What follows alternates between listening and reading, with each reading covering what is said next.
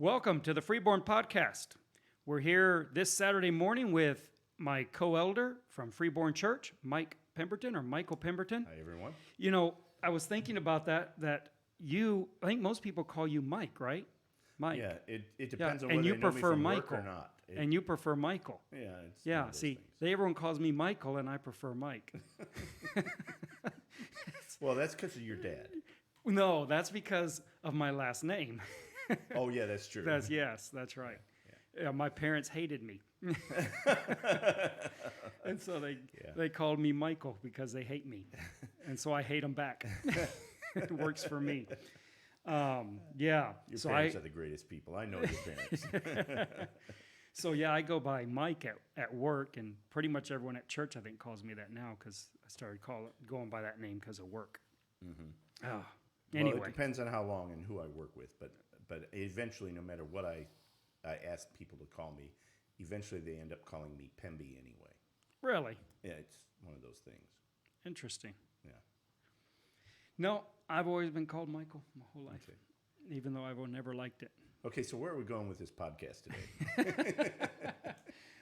Well, I thought Besides the Michael Mutual Admiration Society. Yeah, exactly. I thought what I wanted to do is go through and talk a little bit about the Sunday school that I did a while back. It was whenever this started. Right. It was the last one we had at the YMCA. And I was talking, it was in a series that I was trying to do. I don't know if I'll ever get back to it, where we're talking about can the Bible be trusted? Right. And going through and looking at secular arguments or unbelieving arguments against the Bible, and trying to give them their due, trying to give the devil his due in that, steel man their arguments, Right. present the best case I'm able to do, and say we can look at this and find some validity in this argument, some strength in this argument maybe, and then look at and see if there's a way that can be answered, as opposed to just saying it's stupid and anyone who doesn't believe the Bible's stupid, that type of, I didn't want to do that approach. Right. And so one of the ones I did, and that was the last one I did, was on science, creation, and evolution, this thing. And so not necessarily on issues of evolution, but the point that I think that unbelievers or atheistic thinkers make that I think is a valid point, and this is where I want to get your take on it, and you tell me if you think I'm wrong. But they make the point that they don't believe that creation should be taught in science class. Of course, they don't think it should be taught in school, Right. in secular school. Right. Okay. And my point was, basically, I agree with them. So my point is this, and I'll lay it out, and then you tell me what you think. Okay. So I think that they have a point that, even though I don't agree with their overall conclusion, or where they're coming from, or maybe even their conclusions, but Right. but the central point I think is valid, and that is that creation is not science. It is not science in the modern sense of what we teach as science. It is not something that we can discover a process to. Mm-hmm. It is not something that will lead us to understanding processes of anything. It is a supernatural event. However God did it, it's not something we can plumb or we can probe with scientific method. And so if we're teaching science and we're trying to teach creation like many Christians wish they would do, I think that's the death of science. I would put it this way. I say that because it's flamboyant and it makes people perk up and take interest. And I noticed you tend to use a lot of fire for effect. Yes, I do. Yeah. I do. And I don't know if that's good or bad. But It has its downside. we'll yes, put it that does. way. It does have its downside. I agree. I would put it this way. Science is a creation, or God, is the event horizon of science. It is the point in which we can't look any further. Event horizon being for those that don't know, is being the ring around a black hole at which we can no longer see any further. Mm-hmm. It's that point where light can no longer escape a black hole, or theoretically. Anyway, so I think that creation and God is the event horizon of science. I'm not saying there is nothing. There may be all the processes in the world inside of that event of creation, but it's not something we can see. And so when we're doing science, it is not about replacing creation with natural processes. It's about saying science is about finding the natural process means or reasons for things that are happening. And we try to go as far as we can with that. At some point, as a Christian, I think we're going to run into the event horizon, which is God. And Right. at that point, we'll go no further. Right. The question is, where are we willing to put that in and say, this is where it happened? Because the moment we do that, that's it. There's no more answers beyond that. That is the final answer. And science, as we have it today, which I think is responsible for a tremendous amount of the good in our life, is come from not accepting a final answer. If we would have accepted a final answer, say 200 years ago, Right. where would we be today? Right. But somebody said, no, I don't think that is actually the beginning. I think we could go a little deeper. I think we could search a little further. I think the universe might be a little broader. Things might be bigger than we think. Things might be smaller than we think, and we keep looking. And so that's kind of my point. What do you think? So I have a couple of thoughts on that. The first one is, it's not that I disagree with that point. It's that I don't know that that point is that point settles the issue for us. And the reason that I don't think that is because when I look at the difference between science and what I would term sort of as naturalism, which I prefer over materialism because materialism has sort of an ethical context to it. Naturalism is a term that applies to a concept that there is nothing but nature, that nothing exists but nature. And it views all of reality as a closed system with all of its own causes and effects in it. And it will not admit the entrance of any influence from the outside. And by defining that, by the way, that ends up being a philosophical perspective, almost like a religious perspective for a naturalist. And that then says that any discussion of God is pure make-believe and pure imagination, and therefore not within the realm of knowledge, and therefore not worth talking about. And anybody who talks about that doesn't belong in a place of education or in a marketplace of ideas. Right. Now, because they have that stand, then much of Christianity reacts against that and says, wait a second, what you see as science pointing clearly to a natural cause, I see as science pointing clearly to the mind of a creator. Now, that's not the same thing as saying a creative cause or a creator as cause, but it does say it points to the mind of a creator. And then the two camps set up against themselves or against each other, and we have the struggle that we see. But in the base concept, I agree with what you're saying from the perspective that wherever we put a line that we define and say, this is the point of God's action when there was nothing before that point, right? This is the point of creation, right? There was nothing, there was no cause, there was no effect other than God. God was the primary cause, and everything else is an effect after that. Whatever point is that we put that, anything prior to that point is beyond our ability to test. It is Correct. an untestable world out there. We wouldn't have any machines that could possibly test that world. And therefore, it's not science. Right, because the creation should be considered an arbitrary event. Sure. There's no reason why there's something rather than nothing if you Right. believe in creation, other than God's will, which is not a scientifically Which is testable. untestable. Right, that's like trying to understand your wife. That's not science. That's not within the realm of science because Right. she has arbitrary will. It's Yeah. not that well, that happened, therefore she says this or thinks this. I mean, Right. at least my wife. It's like no, she thinks whatever she want to think. Yeah, right, She right. wants to think. In that sense, in a less comical sense, I see that's how creation is. God created Fiat. because he wanted to. Yes. And there's no cause for that. There's no way science can say, okay, this is why God made what he made, why he made it the way he made it. That's just what it is. So then that means science looks no further than that point. Now, to you, what you're saying is, I agree that this whole thing has caused a conundrum between believers and non-believers. Right. But I want to put that aside. And my point is, talking to Christians, I think they're mistaken for fighting so ardently trying to get creation put into science class. I don't think they understand what they're doing. I think they're hurting the cause of faith more than they're helping. I would agree. I understand some of the motivation, though, because by not admitting that, by keeping it out of the discussion, we've arrived at a point where we have teachers of natural science who say, because there is no case for God in the closed system of cause and effect that we see as nature, then there is no God, and we have proven that there is no need for God. Right. And destroying the faith of people.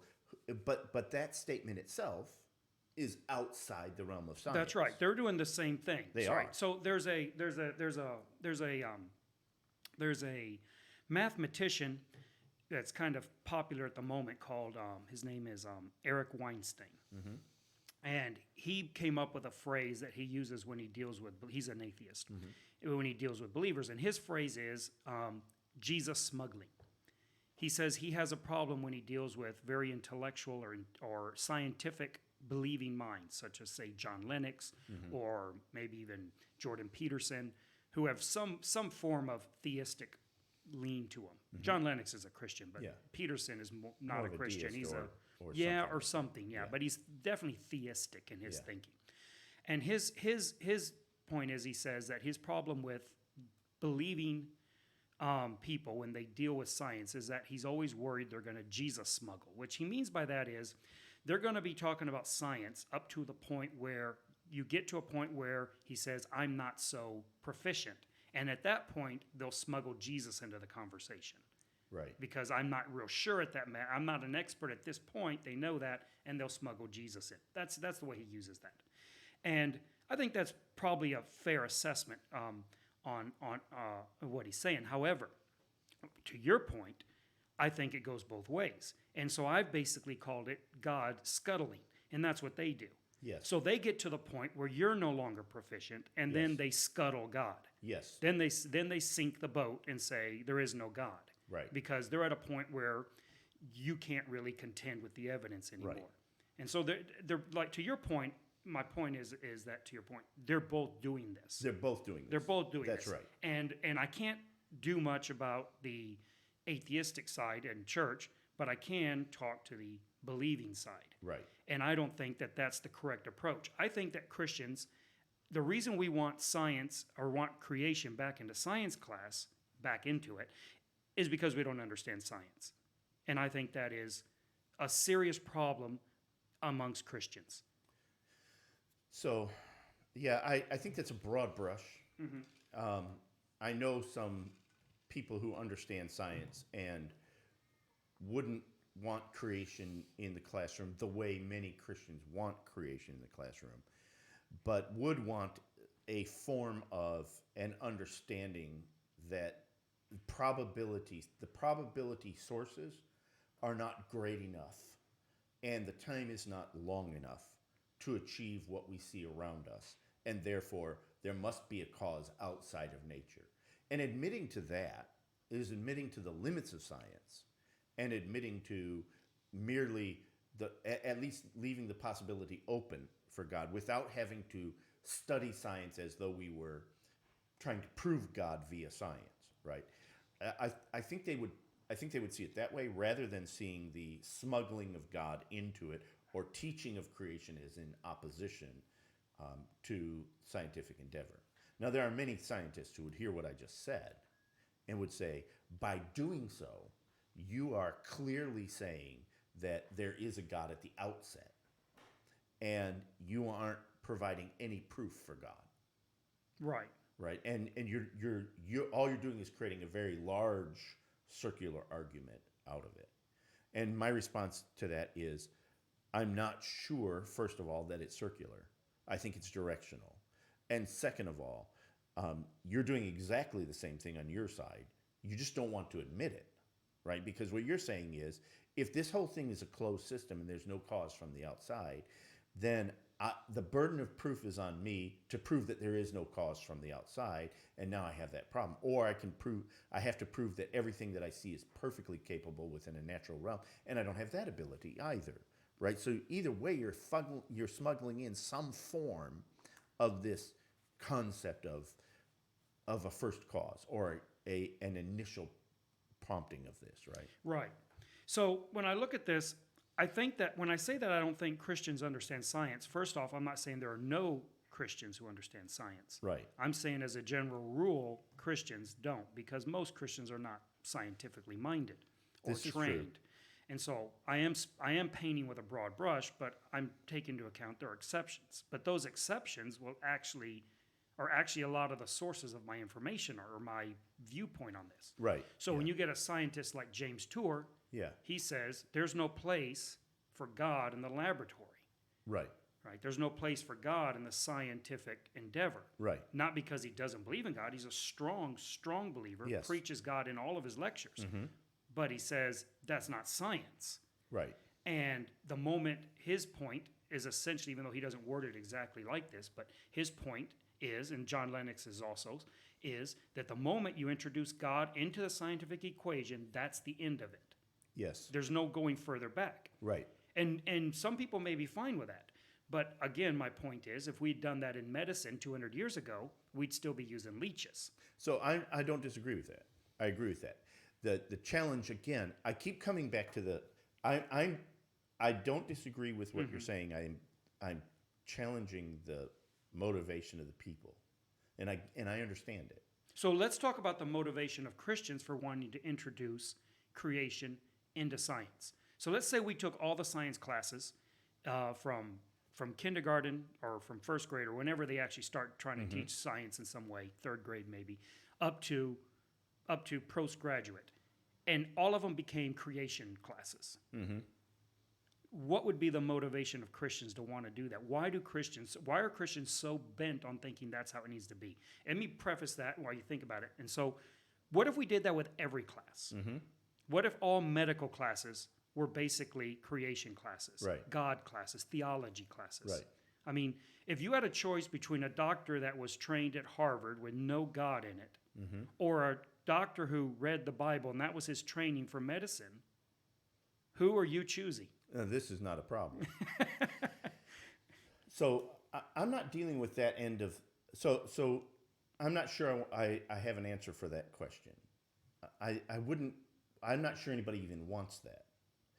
And when I look at Christian homeschool material, with the science classes and Christian homeschool material, I don't see them being the stop reasoning. Don't think about this anymore. This is what God said. This is all you have to know is what God said on it, right? Which is, I think, what you're proposing when you say a doctor who read the Bible and that's all his medical training, right? He's just reading for what God told him, and if God didn't tell him about it, he doesn't need to know about it, kind of thing, right? Well, it's whether or not we want science in medical school or we want theology. Right. No. What would be most appropriate? No, I agree with you. Or in math class. I'm in complete agreement with you. That's not what they're reacting against. They're reacting against a system that is set up so that anything that is not scientific is not reasonable. Right. And since it's not reasonable, then everything you have to say is unreasonable. But when and we we try dismiss you out of hand. Right, but when Christians react to this by then trying to push creation into where it doesn't belong, Right. they're essentially proving the point themselves. They are essentially proving the point. I agree with you. It's the wrong reaction. Right. So when I said that when I started, I don't agree with where the unbelievers are coming from, Right. or where they're going with this, what they're Right. saying. But I agree with the point that we should not have this being taught in school. I Okay. think that if we want to I have agree with you. theology in school, we ought to have a theology class, and that's Yes. where creation belongs. Right. Creation is a theological question; it's not a scientific question. That's correct. That's right. And so, if we want to have, and we do have schools, we have Christian schools Yes. that are allowed to have theology classes, Yes. and that's where they should put that. Yes. But most Christians would hear that. I see many Christians, most of the ones I know, would hear that and be appalled that anyone would say that. They want prayer in schools. They want creation being taught right from the science books. They want God everywhere they can put him, because they think that's the Christian. That's being a good Christian. Yeah, I agree. We were baited into a position and we fell for it, right? It wasn't, we should not have taken the bait in that position. And that was when the Christian worldview was a dominant worldview, and the concept of evolution being taught in a school was madly resisted to the point of court cases, which eventually we won, and nobody wants to think about how we won that court case and why. But we did win. We were the winners of Scopes trials. But we lost, even though we won. And we lost because we entered a fray we had no business entering into, right? We had no ground to stand on. Even though we won the case, it was a shallow victory. So to And that, and now Go ahead. now we're in this fight right? that we shouldn't be in. We should never have been in it. We should have stepped out and said, "Oh, good. If you want to teach evolution, that's fine." Eventually, we will see whether evolution has the power to stand on its own, right? Has its merit. And then a lot of what we see as the stranglehold that evolution has on research today wouldn't even be there anymore. It is there because of the way Christians have resisted it. Right. So I think Christians look at evolution, especially most Christians who are not scientifically trained, Right. or not even trained, but scientifically inclinated.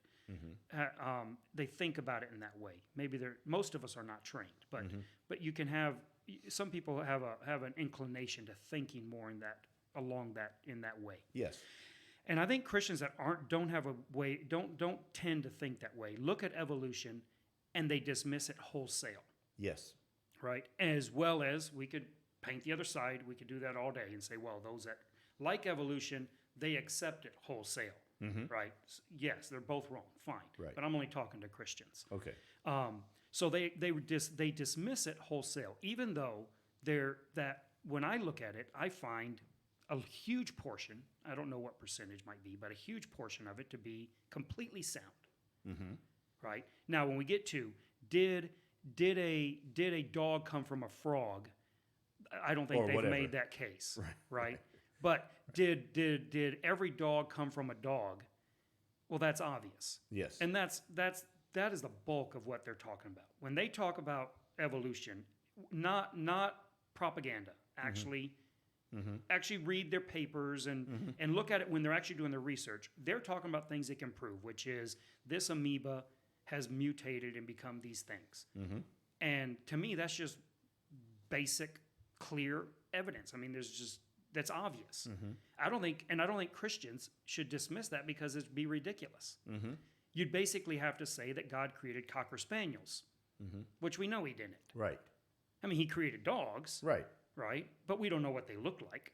Right. Have no idea. Now, we know if we go back and look at like paintings of dogs in Egypt, we find they didn't look anything like our dogs. Well, no, that's not true. Well, otherwise, you wouldn't be able to identify. Well, it I as a see dog. what you're saying. But I understand what you're saying. They but look we like have a no breed dog. with which we are We not have familiar. no dog that looks like that anymore. That's right. Yeah. It's a dog that's very strange looking. Yes. Yes. And so, but yes, you're right. I mean, it was a dog. It's obvious. Yeah. But that's my point. So we're like, so things have, quote unquote, evolved, if you want to use the term. Sure. In that way. Now, when they start then making proclamations of saying, well, then that means that a frog turned into a dog, well, then that becomes very sketchy. I don't think they've proven the point yet. Now, would you be adverse to that being proven? Say they could prove that.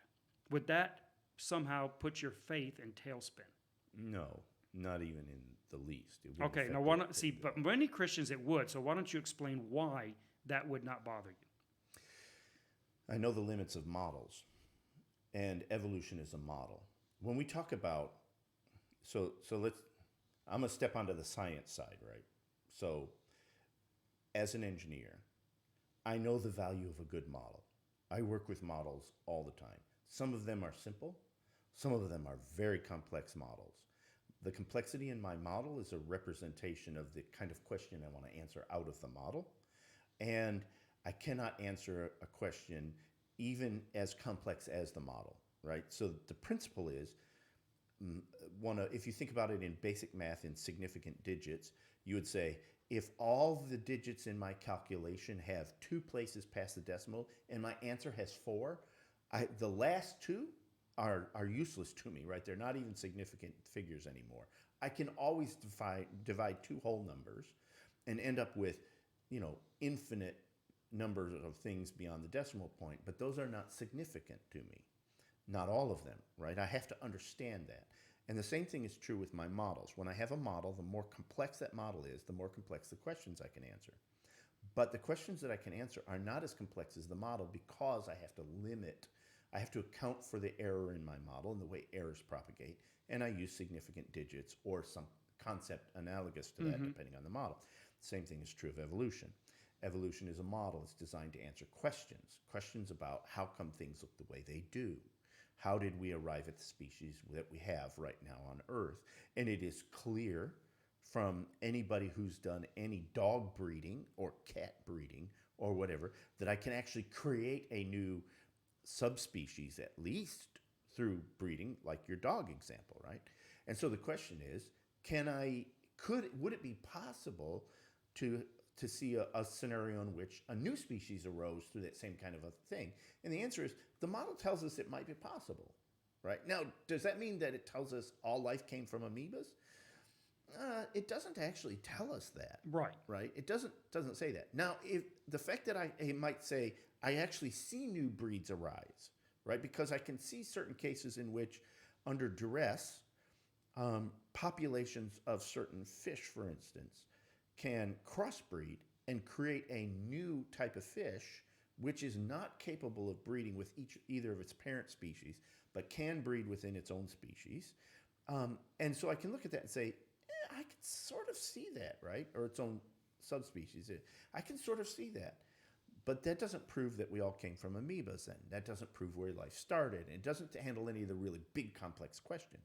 I can accept the concept of evolution. I think there's a real problem with what evolution means. And I think that's a real challenge for everybody in the field.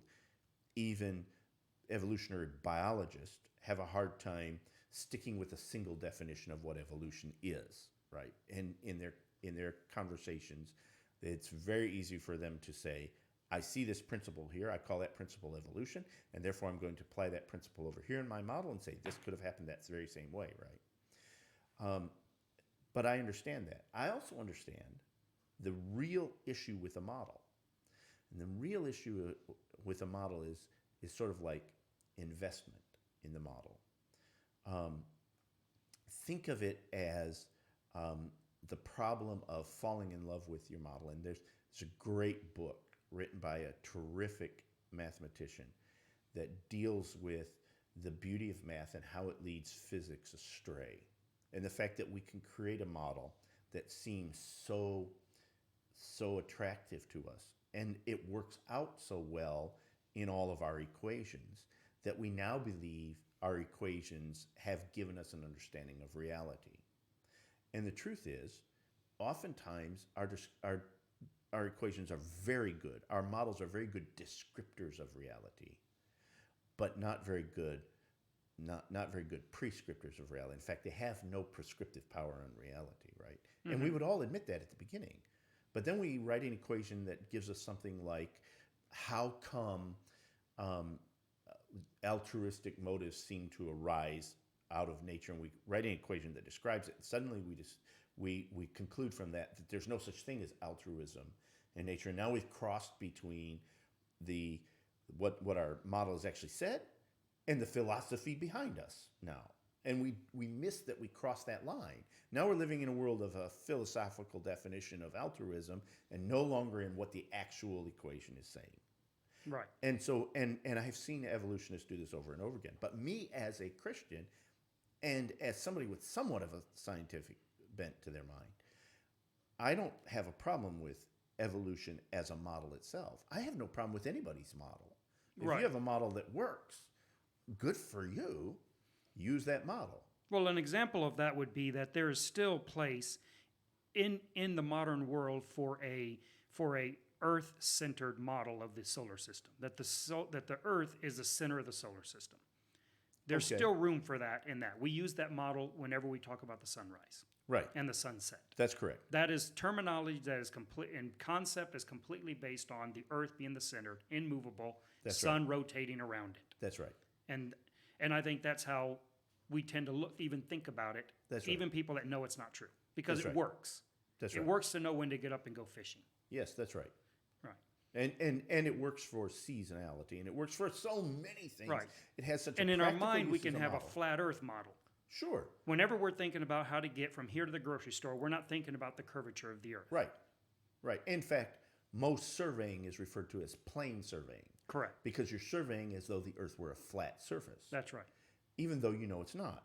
And the model works okay. It works. It works. It works better than a curved than a globe or a spherical model would work on that particular. Sure, thing. because the calculations are not intractable, right? I mean, Right. it makes the calculations basic trig, Yes. right? And so now I can actually find my way there with three elements, right? Distance, direction, and elevation, and I can identify any point in 3D space with it, even though I believe 3D space may be curved, right? Right. I think the evidence is piling up that three-dimensional space is not 90-degree angles nicely situated the way we think of a cube. Yes. But space and time actually curve and bend a little bit.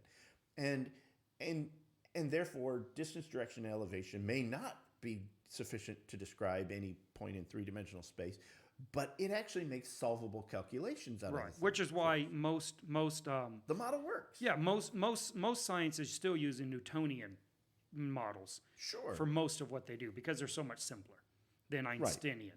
If Right. you go to Einsteinian, you're talking about a whole lot more complicated, Right. and you don't need it for very much unless you're going very far away or very, very fast.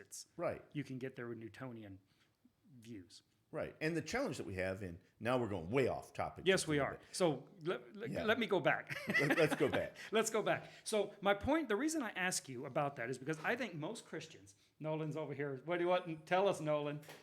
There's nothing to say. Don't fall asleep on me, Nolan.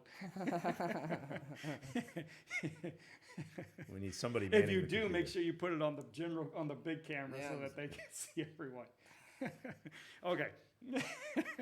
My point is, the reason I bring this up and the reason I ask you the question is, like I said, I think most Christians I know, many Christians, if we speak in a broader context, would have a serious problem with the idea that anything evolutionary could be proven to be true.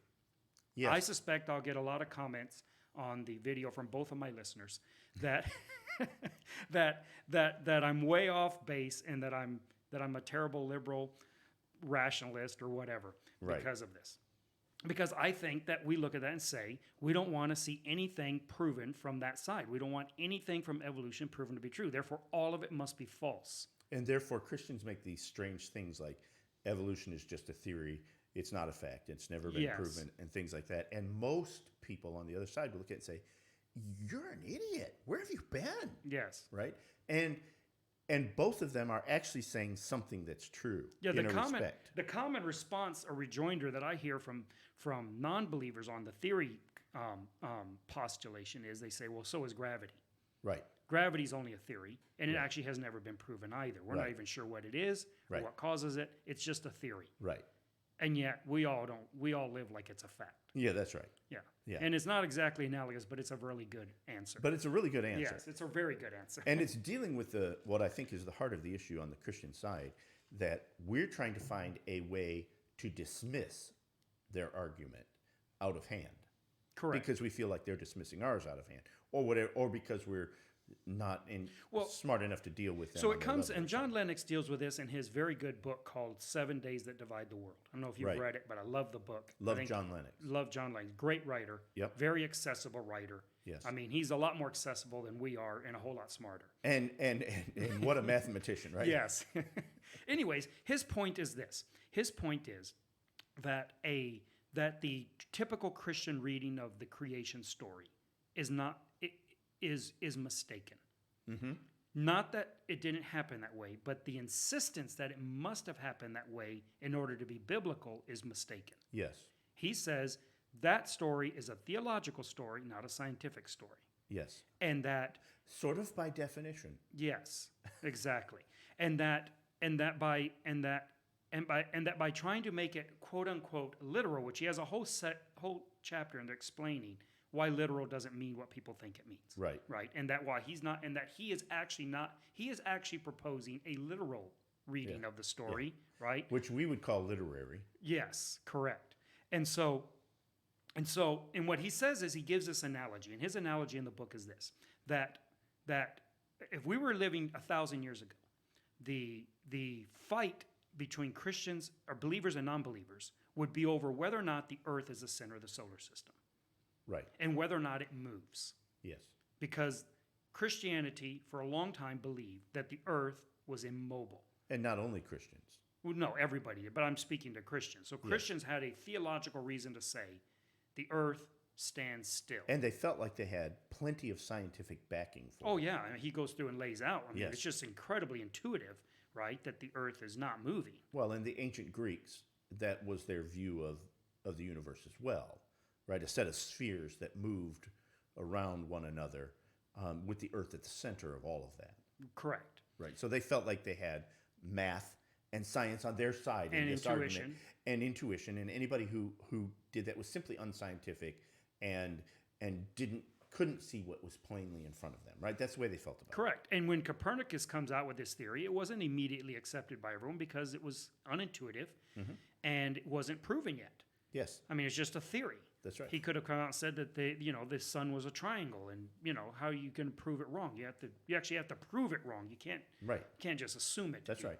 And so people act like, but not accepting Copernicus' theory was crazy, but it wasn't. It's not crazy to not accept a new theory. It It's needs not. to be proven. Yes. Right. And so, anyway, so his point is that if we were 1,000 years ago, that would be right now the argument, and we would be saying we have biblical grounds that, if we take it literally, says the Earth doesn't move. Right. Now, that only is the case if those passages are scientific ones, That's right. as opposed to theological ones. That's so when right. it says that the Earth stands on its foundations, unmovable, is that a scientific description of the Earth, or is that a theological description of the Earth? Right. And so the contention of John Lennox is that the Bible is, by definition, as you say, theological, Yes. not scientific. Right. And so that's his argument, that that Christians would be all in favor of making, like, say, Galileo recant for proposing something that is unbiblical. Where now, 1,000 years later, we would look at that and go, well, that's ridiculous. Of course the Earth spins and has an elliptical orbit around the sun, and everything's moving. We all accept these things now as completely normative, even though most people have never actually seen it with their own eyes and couldn't prove it on a piece of paper. Right. They've just accepted the theory Right. that the Earth is not the center of the solar system, and it is spinning and moving. Right. Right. And so then the question he brings is, so how does that, understanding that analogy, when we come now to the creation story, how should we read the creation story? Right. And his point is that we need to understand this is a theological story. Yes. And it does not discount whatever science can prove, or how long, for instance, let's say the age of the Earth. For a long time, I was, quote unquote, young Earth creationist. So was I. Okay. And so now I'm not necessarily that. And not because I've rejected the whole thing. I think that it's very hard to prove some things about the old Earth. I think that they haven't, I'm not convinced that they've made a good proof of that the Earth is actually 13 billion years old. But I think it's better than that it's 7,000 years old. Agreed. I think they have a little better evidence on their side. Yes. Right? The old Earth, the ancient Earth, or whatever you want to call Sure. it. Yeah.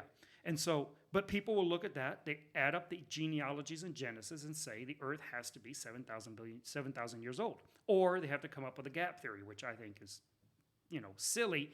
Not that there isn't a long period of time, but that the Bible scientifically built in this theory so that we could account for stuff like this. Right. Right. That the gap would be the explanation for all the other things we couldn't explain. Right, and that it's Right. and that it's intentionally built into the Bible. It's like we have, Right. it is the essence of arguing from the gaps. Yes. It truly is. Arguing from the gap. So the issue in my mind came down to a simple And I was very challenged by this because, like you, I taught a young Earth creationism for a long time.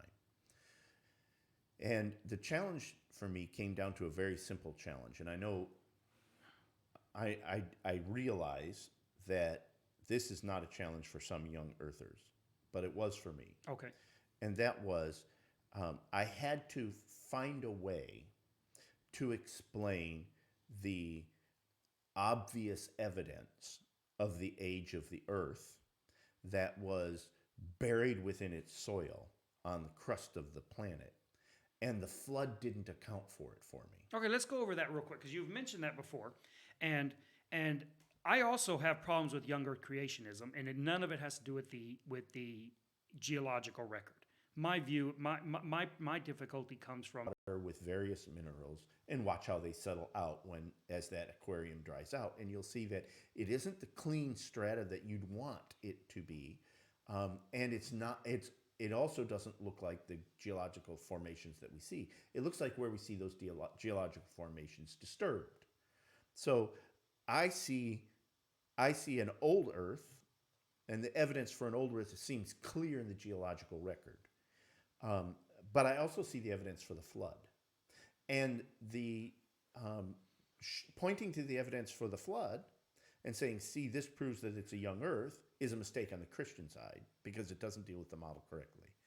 And then on the evolution of the old Earth side, pointing to the geological record and say, see, it's obviously old, and then ignoring the evidence of a worldwide flood is also a mistake. I see both sides why they do that, but I understand. And I, in my mind, when I was able to come to terms with those two pieces, I looked and said, look, I don't see how you can. And in his book, Hugh Ross, in his book on the fingerprint of God, dealt with this in a way, and he said, I think Christians who insist on a young Earth must also insist on a young universe. And in so doing, must posit that God created the image of age. right. In Real- order to real quick, mislead people. Mike, they want to actually. So the last it cut out Yeah. right after you said. Are we my back on? Yeah, we're back on. Okay. My difficulty with this is, and then it cut off. So your whole explanation, they would actually like to hear.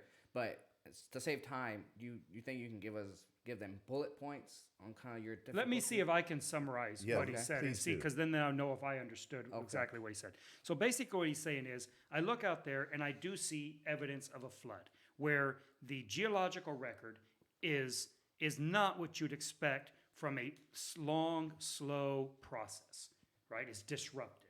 But then when I put any of those areas aside in the geological record, then what I find is that overall the geological record is consistent with a long, normal process.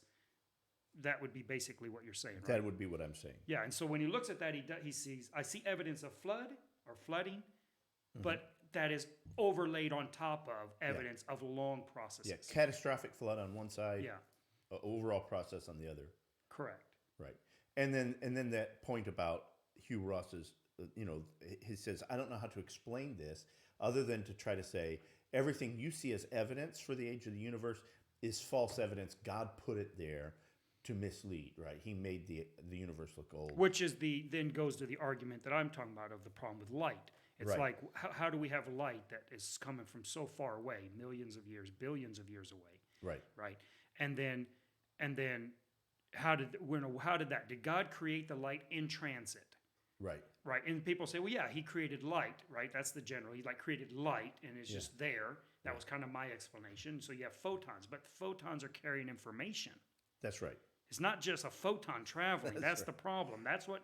See, once I understood that, then that hung me up. Then it's like, okay, now I have That's a right. problem. Because you can say, no, God created.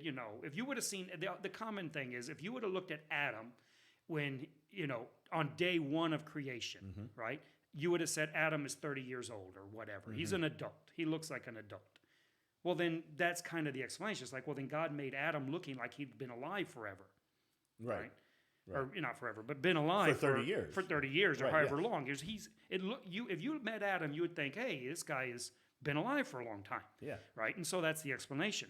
The problem is that it's not just light traveling, it's information encoded in the light. The light is bringing it. We see things. Yeah, that's right. Right? That's right. That happen. So we see Right. stars that blew up That's right. thousands and hundreds of thousands of years ago, Right. just by the distance that light has had to travel.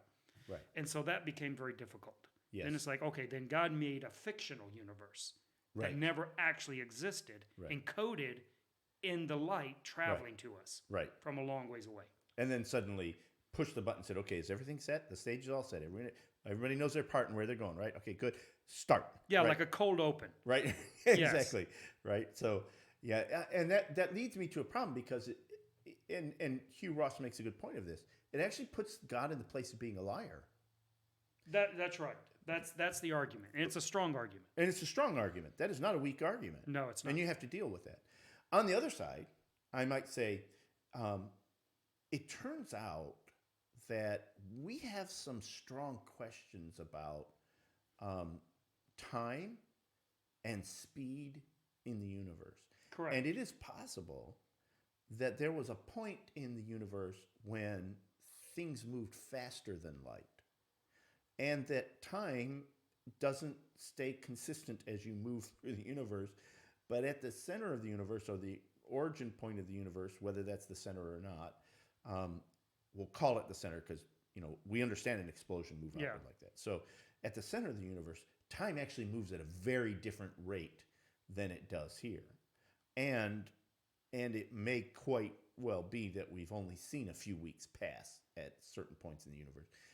But that's all theoretical. Very theoretical. We Just have like no instrument to measure such a Right. thing or to state it. and just like It's not a scientific fact. correct. And along with that is the theory that light travels at different speed in one way than the other way, That's right. which is a common explanation. Yes. That we have no way to measure the one-way trip of light, That's which is right. true. That's true. There's no way to measure how long it takes for light to travel from point A to point B. Right. It's impossible. Right. All we can measure is from point A to B to A and back. Yeah, that's right. And so one and this to me, as much as I hear it, and I've listened to a lot of people argue it, smart people, I just think it's a scam argument It is. because they're like, well, you can't prove how fast it took, how long it took for light to travel from A to B. So therefore, you can't assume that it's the same as from B to A. And it's a perfectly scientific. In a Well- way, they're turning the table on them because they're Yes. saying. Because that's kind of like you can't prove God or whatever. It's Yeah, like yeah. they're turning the table. Yes. They're saying let's be scientists then. Yeah. And you're assuming you're assuming a constant that you cannot assume. Right. You can only tell me how long it takes for light to do round trip. Right. So I could tell you that it's immediate one way and slow coming back. Yes. Yeah. Which, scientifically it's possible, but that's like everything's.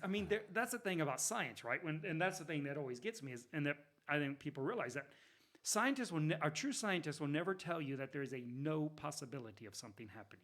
Correct. There's always a numerical value to every possibility, Right. even though it's infinitesimally small, right? But it's never zero, Right. and it's never one. Right. It's never absolutely for sure, and it's never zero. That's correct. somewhat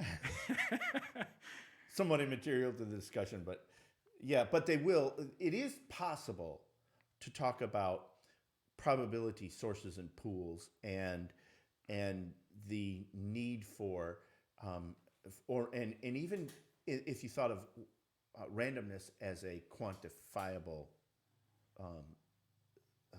thing, right? As quantifiable, you could even talk about sources of randomness, right? And when I put those things together, I get an intersection set that shows me something, tells me something about reality, and about which I can have a level of confidence, right? That is the real challenge with this whole discussion. The real challenge with this whole discussion is being able to know enough to know what you don't know. And that's a challenge for people because here's what we do. We start with what seems to us a set of obviousnesses, if that's a word I can use. It's a good enough word. It's I a like good it. enough word I for like that. it. A set of obviousnesses. And then we take what we know of science and we try to map those two. And as long as the map doesn't disturb us in some way, we assume the map is correct. But it is often very incorrect, and we just don't know it because we don't know enough about the problem. It's just like, if I could take it completely out of that realm for a minute and put it in a realm with which I think we would all be familiar. It's just like the problem of wealth and poverty, right? We all think we know the answer to that problem, right? And there are various answers from the outside that say, well, you institute a wealth tax and you eliminate poverty and all of these things. But if you looked at that problem, it's actually what's described as a wicked problem. And that doesn't mean that it's evil. It means that it actively resists attempts to resolve that problem. And it turns out that all of our simple solutions that we think we know, either the conservatives or the socialists, don't have a direct resolution for that problem. Correct. And the mappings are all fundamental mappings that are fundamentally wrong. And the way we say them all seems obvious. Well, here's what you do this. Okay, but you do that, and it turns out the system actively resisted change, and you got nowhere with it. Correct. Right? Most of those attempts get us no place. Right? That's right. And just not to get off topic, but just to point out, as for anyone listening, maybe they're a little lost in all this, they want something they can identify with. I would just point out how prescient Jesus's observation was on this, when he said, "You will always have poverty with you." Yeah, you're brilliant. always going to know. It's a brilliant. It's a brilliant observation. Right? Yes. Anyways, I didn't want to get off on solution to it. Yes, but it's a wicked problem. Right. So all I'm doing is I'm taking that and I'm applying that as a model, if you will, with which I hope we're all familiar, because anybody who's lived long enough, have been through enough political cycles to have seen it and said, I've seen each model. I've seen a very liberal model and I've seen a very conservative model, and it turns out that it may be that it doesn't matter which model we have, that society is going to undulate, right? I mean, it's going to be on a sine wave, and it doesn't matter which one we have, because it doesn't seem that we can solve anything with either model. So we all get mad about it and say, those people need to go up there and do something, you know? And I don't know if you remember the old country song a number of years back. I say that now, it's probably been decades. In fact, I know it's been many decades, you know. And we'll all be, you know, when Congress goes through, you know, or when the president goes through White House doors and does what he says he'll do, we'll all be drinking that free bubble up and eating that rainbow stew, right? I mean, it's funny because we all think those people need to do what they promised to do. You know, we'll keep our you know, commitments and our contract with America and things like that, and it turns out to have minimal effect. Right. And I'm not trying to say so politics doesn't matter. I think politics matters a lot. I just don't think you're going to solve wealth with this problem. And I think the same thing exists in these situations. We try to map these obviousnesses to an incomplete knowledge of science. And as long as they don't rub against each other wrong, we assume we know what's going on, and we're wrong. Right. We feel safe. And so now I'm going to plug our conversation for tomorrow for a minute. Okay. So I was going through Hosea this week, putting together the children's Sunday school video. And I hit this verse where the Lord says, "My people perish for lack of knowledge." Mm-hmm.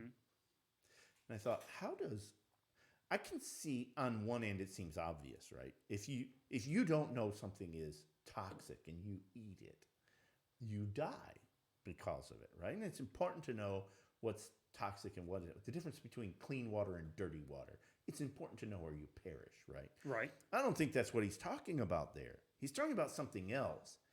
And that poverty of knowledge is really the true poverty. We think we know, and therefore we're willing to close that book, so to speak, and stop learning in that area. But when we do, we actually assume something that is not true. And we operate with a knowledge set that isn't viable, and we end up hurting things, people, other people, or ourselves in our own life. And we have a problem with it.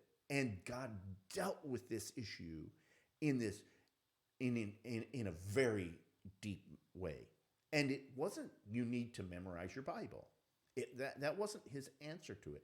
Not that there's anything wrong with memorizing Right. the Bible, and I think people should, right? I know a man who claims to have memorized the contents, not the verses, but the contents of every chapter in the New Testament. So if you said, what's Galatians chapter Well, 3 about, he would tell you. I'll tell you this. I don't want not to get too far off, but just to bring up because I'm going to have Danny Dalros on the podcast Good. in some weeks. And when I was young, you could read any verse in the Bible, and he could tell you what chapter it was in. Yes, I tried it. I did it for like Yes. 30 minutes with him when I was a Yes. kid. I couldn't believe it. yes. Just open randomly, read a verse, and he'd tell you the chapter. His mind is absolutely impressive, isn't Yes, it? yes, it is. I took a calculus class like 15 years after he took that class, and I was having trouble with my homework. I called him up on the phone one night, and I said, Danny, I'm having this trouble with this problem. He said, well, let me think.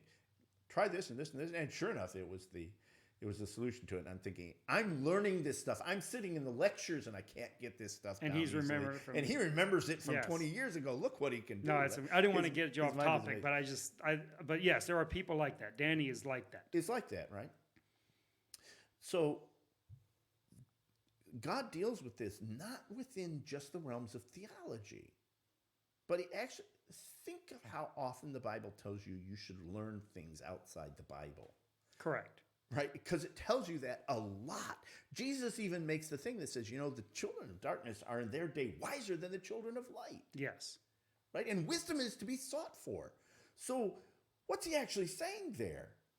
He's not saying don't pay attention in your Bible and don't listen to that. He's saying you need to get your head up out of pure theology for a minute and go out and learn something. Yes. Otherwise, you're impoverished and you'll die for it. Well, that's very interesting. I look forward to having that discussion. That'll be the tomorrow. discussion tomorrow. But that's my issue with this one, right? We think we know enough about science to be able to say science says this about God, but we don't know enough about science to say that. And we think we know enough about what's obvious to us and science.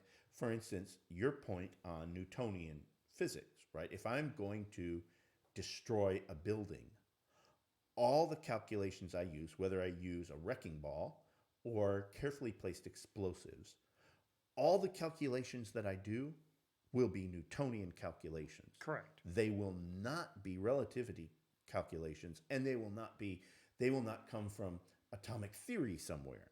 They're going to be Newtonian. Why? Because it's the scale I'm operating on. That's right.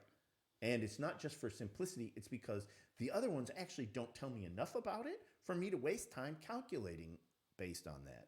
I might as well use, the only model that makes sense to use is the Newtonian model, even though I know that on the grand scale of the universe, or the microscopic scale, or subatomic yeah. scale, they're wrong. It's wrong. It's wrong. It doesn't Yeah. fit there. Yeah, you could say Newton was wrong, and he was, You could. because he was imprecise. His equations are not precise enough. So when you get big enough, fast enough, or small enough, they break down. They break down. Because They they're don't wrong. apply. Yes, but they're only wrong at that level in the sense that it's the only time that error matters. That's right. Right. That's right. And so for everything else we observe, we're still going to teach you F equals MA. We're going to teach it to you in high school. You're going to learn it. And if we have to solve an accident and say, how fast was this car traveling when it hit that tree? F equals MA will give us the answer. Yes. It will tell us the speed probably more precisely than the speedometer measured it in the car as it was moving along. That's right. It's like in programming, integer math will get you almost everywhere you need to go, That's right. even though it's imprecise. Even though it's imprecise. But it's the right answer usually. And sometimes you're going to need a long integer, and sometimes you need a real. But most of the time, integer math will get you where That's you need right. to go, right? Okay, so let's go back for a minute. So I basically then you agree with me that we shouldn't have creation in science class. Yes. Okay. Well, let's talk about the 7 days of creation, because I think that's interesting. So how do you interpret the 7 days of creation in Genesis? Let's lay out what some of the options are. So Let's start with that. yeah, let's start there. So one of them is, and this would be the young Earth, very literalistic perspective, is that there are actual 7 24-hour periods. Mm-hmm. The days are Right. 24-hour periods. Yes. And they have a lot of evidence they cite for that. It's a big point on them. So Yes. I think that's fair to say that. So you have 7 24-hour periods in which this happened exactly scientifically as it's stated in the first account, which is Genesis 3. Right. So that's or Genesis 1 through 2. That's the literal. We'll call it the literal view, even though I don't like the word, but whatever. Yes. And then you have that. Then you have those that would say that these are time periods. Epochs. Right. So you have 7 periods in which God created Earth through unknown processes that are summarized, let's say, by the events described in 1 and 2. So it's not that God did it that way scientifically or literally, but it is that it resembles that, but it took 1,000 years, 1,000,000 years, whatever. We don't know. Indeterminate, indefinite, long periods of time, possibly long periods of time, split up that way. And that would be the other extreme of the view. Yes. And then you would have in between there, I think, a number of other ones. I don't know if you know of any other main views of that. Oh, I've probably read dozens. I don't know that I hold any of those. I probably see it very different than. Then let's talk about how you see it. Anybody sees it. All right, that sounds good. I like that. All right, so a little bit about me, just biographically, why I see it the way I see it. I started out after college as an engineer in the process world. And so I did a lot of process engineering, and I built a lot of process models. And I would build complex process models and then convert them into a simulation and then simulate the process. And in order to be able to understand the process, you begin at a high level with a set of what's called functions. And the functions decompose eventually to process steps. In doing so, when you convert that model to a simulation to find out what's really happening in the process, the very first thing you do is eliminate all those layers. All of those layers that you built don't actually exist. They're layers of understanding the process, but they're not actually how the process works. Okay. Right? So I end up with a function structure diagram, and it's odd to me, very odd, that when you structure a function structure diagram, you follow a rule called the 3 to 6 rule that says on this page you can have a minimum of 3 boxes, a maximum of 6 boxes, because it turns out that there's 6 days in creation. And I think it's odd that we just think that way, that's how our mind sees a process. And we put those 6 boxes, function boxes on there, and then we decompose. And it doesn't matter how complex the process underlying it is, this page can have a maximum of 6 of these abstractions sitting upon it that aren't they're not really describing the process. They're breaking it into functional components so that you can later on understand what's happening underneath of it. Okay, and these ones are completely unreal. All right, they're there for understanding only. So when I look at the creation as it's given in the book of Genesis chapter 1, and understanding that some people see multiple versions of creation through Scripture, and I can see why they see that, and I'm not sure that I see it that way either. When I look at those, I think, I see this being described by God the same way I would describe a process in a process model. I see a set of functional descriptions that are here.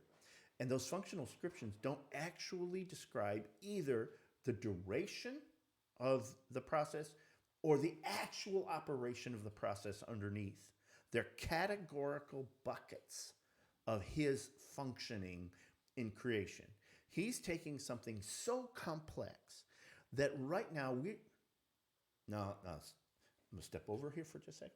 I'll step back, okay? Okay. When I step over here, I'm going to say, we're trying to think of a grand unifying theory right now. Something that takes all of Newton, all of Einstein, and all of quantum subatomic, and gets them all into one theory because they don't agree with each other. That's right. And they don't function on each other's level. And we're asking, is there something underlying that gets all that together, right? And so my point is, look how long we're thinking about. Look at the advanced tools in math that we've applied to this thing so far. And we still haven't come up with a model for how this whole thing works the way it works, right? We got multiple models for how it works. And there is some evidence that there's no such thing as a grand unifying theory for it all. And we'll never get one that works. So God is taking a mind that operates on that level, right? He actually does understand all of that. Going in with that assumption that God is omniscient, not to the point of just knowing everything, but actually his brain conceived everything the way Correct. it is. If not his brain, his mind. How, you understand? I what I'm understand. saying, right? I'm trying not to offend some people who say, you said his brain. And he Yeah, doesn't no, have a brain. I understand. You're on a show that exists to offend, so it's all right.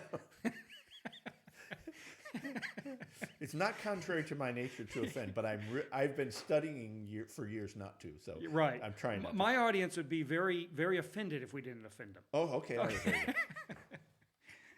All right, so God's mind operates that way, and he's trying to tell us now something about creation. Clearly, he wrote Genesis 1 to tell us something about creation, not just to record it as an event, but to actually tell us something about it, right? And to give us a view into his mind on the matter. But it's one chapter long. Right. It doesn't even begin. You could say it doesn't scratch the surface. No, it not only doesn't scratch the surface, it doesn't even approach the surface. Correct. Okay? It's completely off topic. It's such a high level abstraction that there's no precision in it whatsoever. And it seems to me obvious if you take the components and just map them on any timeline you choose, put them on a billion-year timeline or a 20 billion-year timeline or a 7-day timeline and map them, and you're going to think, wait a second, some of this doesn't fit. Correct. On what day did he actually make the stars? And how does that actually fit in here? And there's so much in there that you're wondering about it, right? And I know people who say, well, there's a simple explanation for that. No, I'd be willing to argue it. There isn't a simple explanation for it. And the reason is because you're not looking at the actual process. You're looking at some high-level abstraction. You're looking at 6 high-level abstractions that God used. And when I put those high-level abstraction models in a process diagram, there are arrows between them that says basically most of this, then basically most of this. But when I go down, I find out those arrows are wrong. Right. But why put them there anyway? Because they express the truth. A concept I needed to express at that level, but when I go to the levels below it, those arrows aren't right. Was I wrong to put them there? Well, no, let me give because you- that's what abstraction does. So let's It look at a- simplifies at a high level. Let's look at a specific example, and you tell me if this is accurate to what you're saying. So I'm going to try to give you a specific example in the story that illustrates what you're saying right now. Yes. So a specific example is on day 6, God creates man, Yes. right? But he created him out of dirt Yes. that was made on day 2, Right. right? So on day 2 was God already in the process of creating man? Right. Because then that gets to, when people say, well, that is science. Well, not exactly. Because, they say, well, creation science. No, not exactly. Because how did God create man out of dirt? Right. Right? Exactly. How exactly did he do it? That's right. Right. Where did the tendons come from? Where did the DNA structure come from? That's right. How did he carve out the muscles? I mean, if we look at it and say, did he use tools, or does God have fingers? Right. Like physical fingers by which he molded the dirt. Exactly how is it? What elements were in the dirt? Can we find dirt anywhere in the world that has those elements? Right. And we could find. What if we did? What if we found a patch of dirt in the world that we could actually scientifically determine it has everything necessary to create the physical makeup of a human being? Right. Right? Is that somehow bad to find that? Would that be a bad thing? It's like, oh no, we've come up with a natural explanation for man. Right. It's bad. You've discounted God. Right. Now you went to another argument, but yes. But anyways. But yes. Yes, I did. I do that. But so then is that a proper illustration to Yes. what you're saying? Exactly. Because he doesn't tell you, he says, I created the dry land. All right. So here's all this dry land now. But dry land, by that definition at that point, had no organic compounds in it. And from that, he's going to form man without any organic compounds. How does he do that? Does he fiat create organic compounds in the dirt in order to... And why say I created him out of the dirt?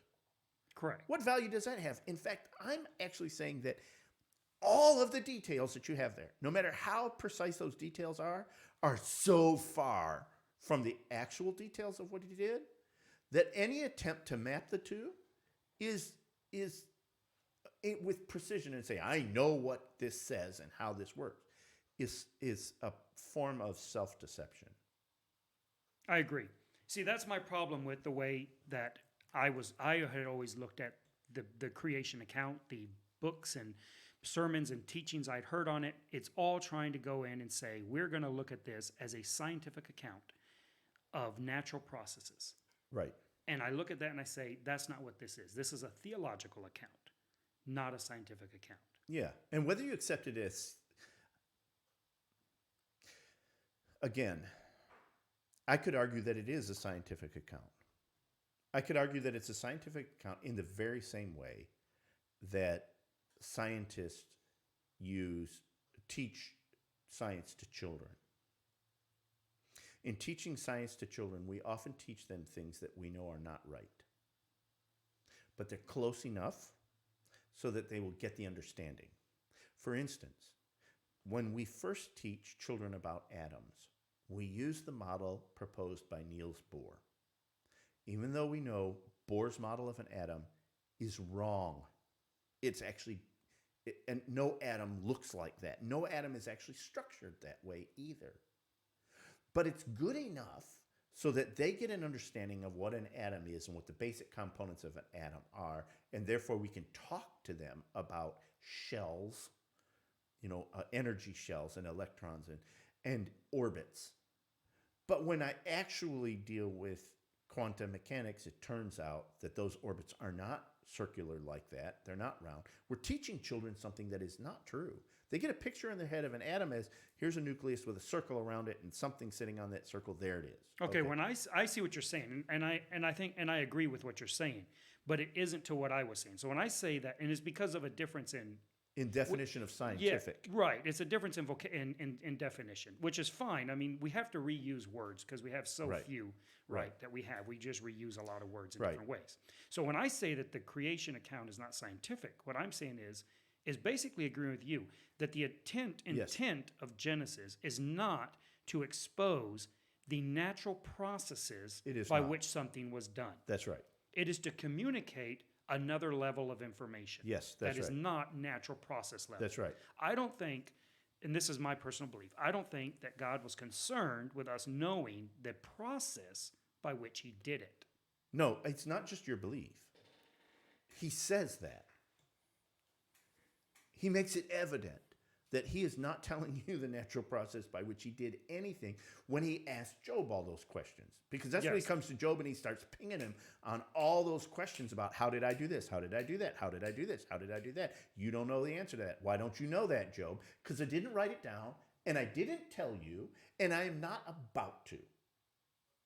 Correct. I would agree with that. That's a good point. So he clearly makes it clear that isn't. Otherwise, Job would have had the access. Okay, to so those then answers. here's the question. If you think it's scientific, this is my challenge to any of the Christians who think Genesis 1 is scientific. Good. Go answer Job's questions from Genesis 1. That's a good point. And you can't. That's a good point. So here's the question then that we have to ask. And what then is the purpose of the creation account?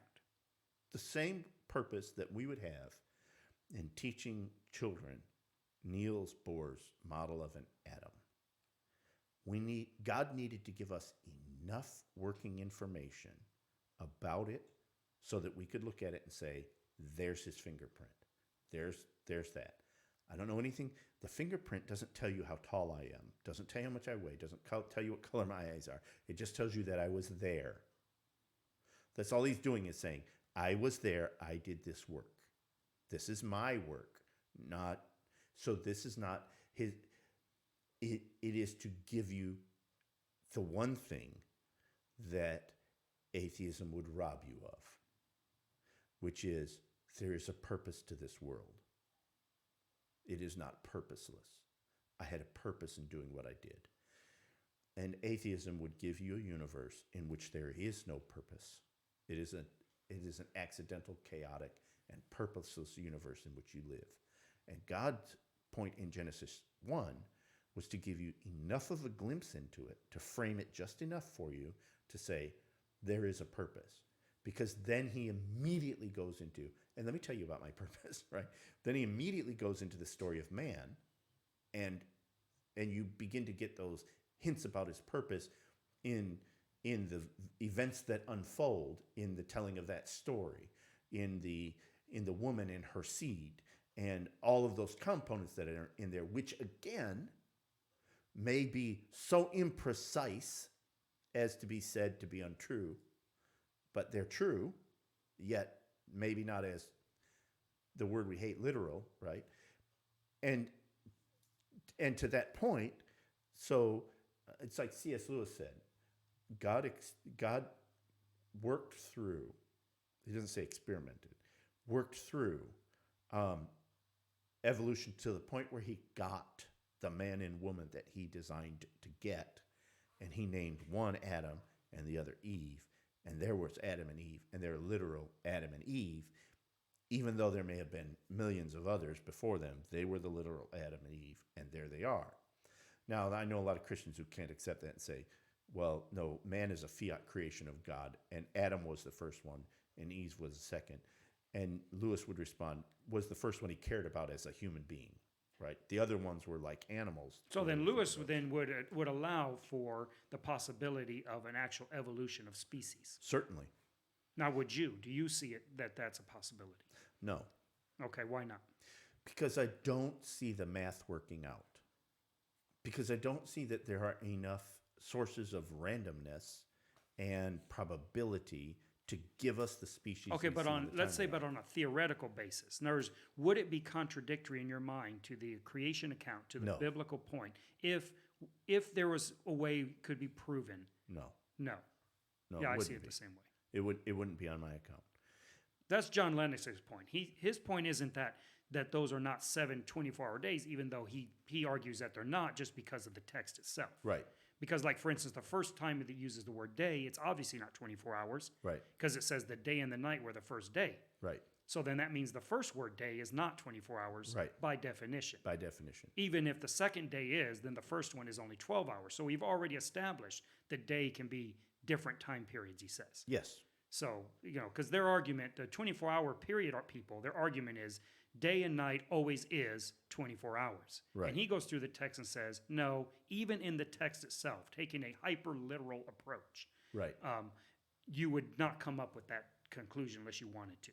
Yes. There. Which was very informative to me. It's like, okay, yeah. Right.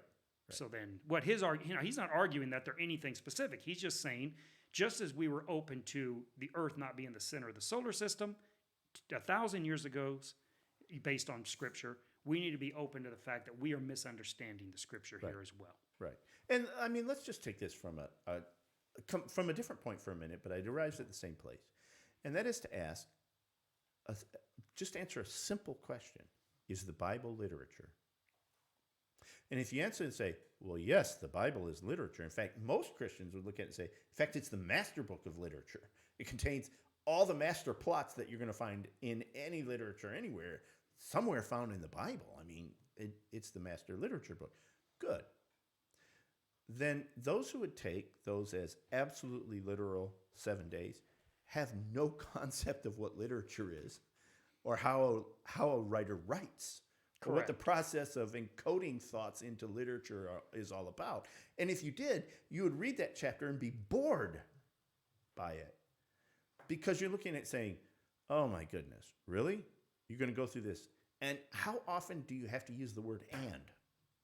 I mean, can we please stop saying and in this thing, right? Right.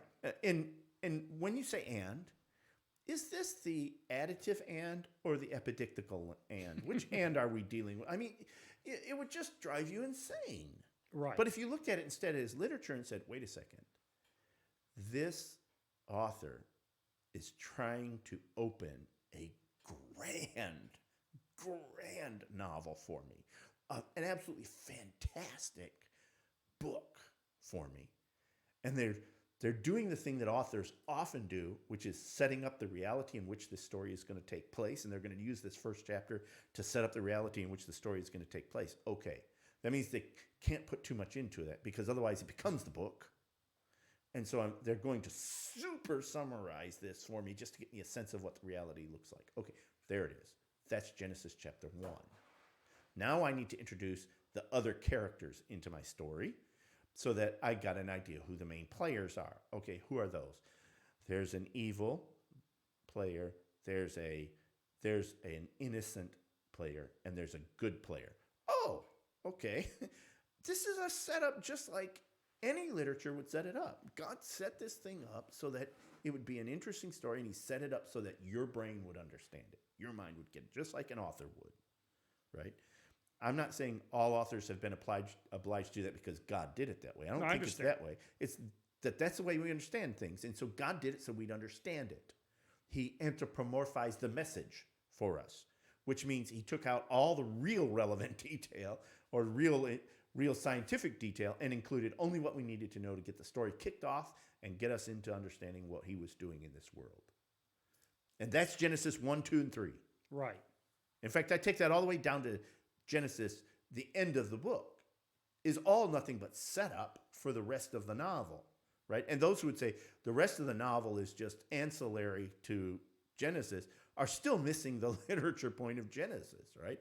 The literature point of Genesis is it's actually the setup for the rest of the novel. The really important stuff comes after that, not in that. All right.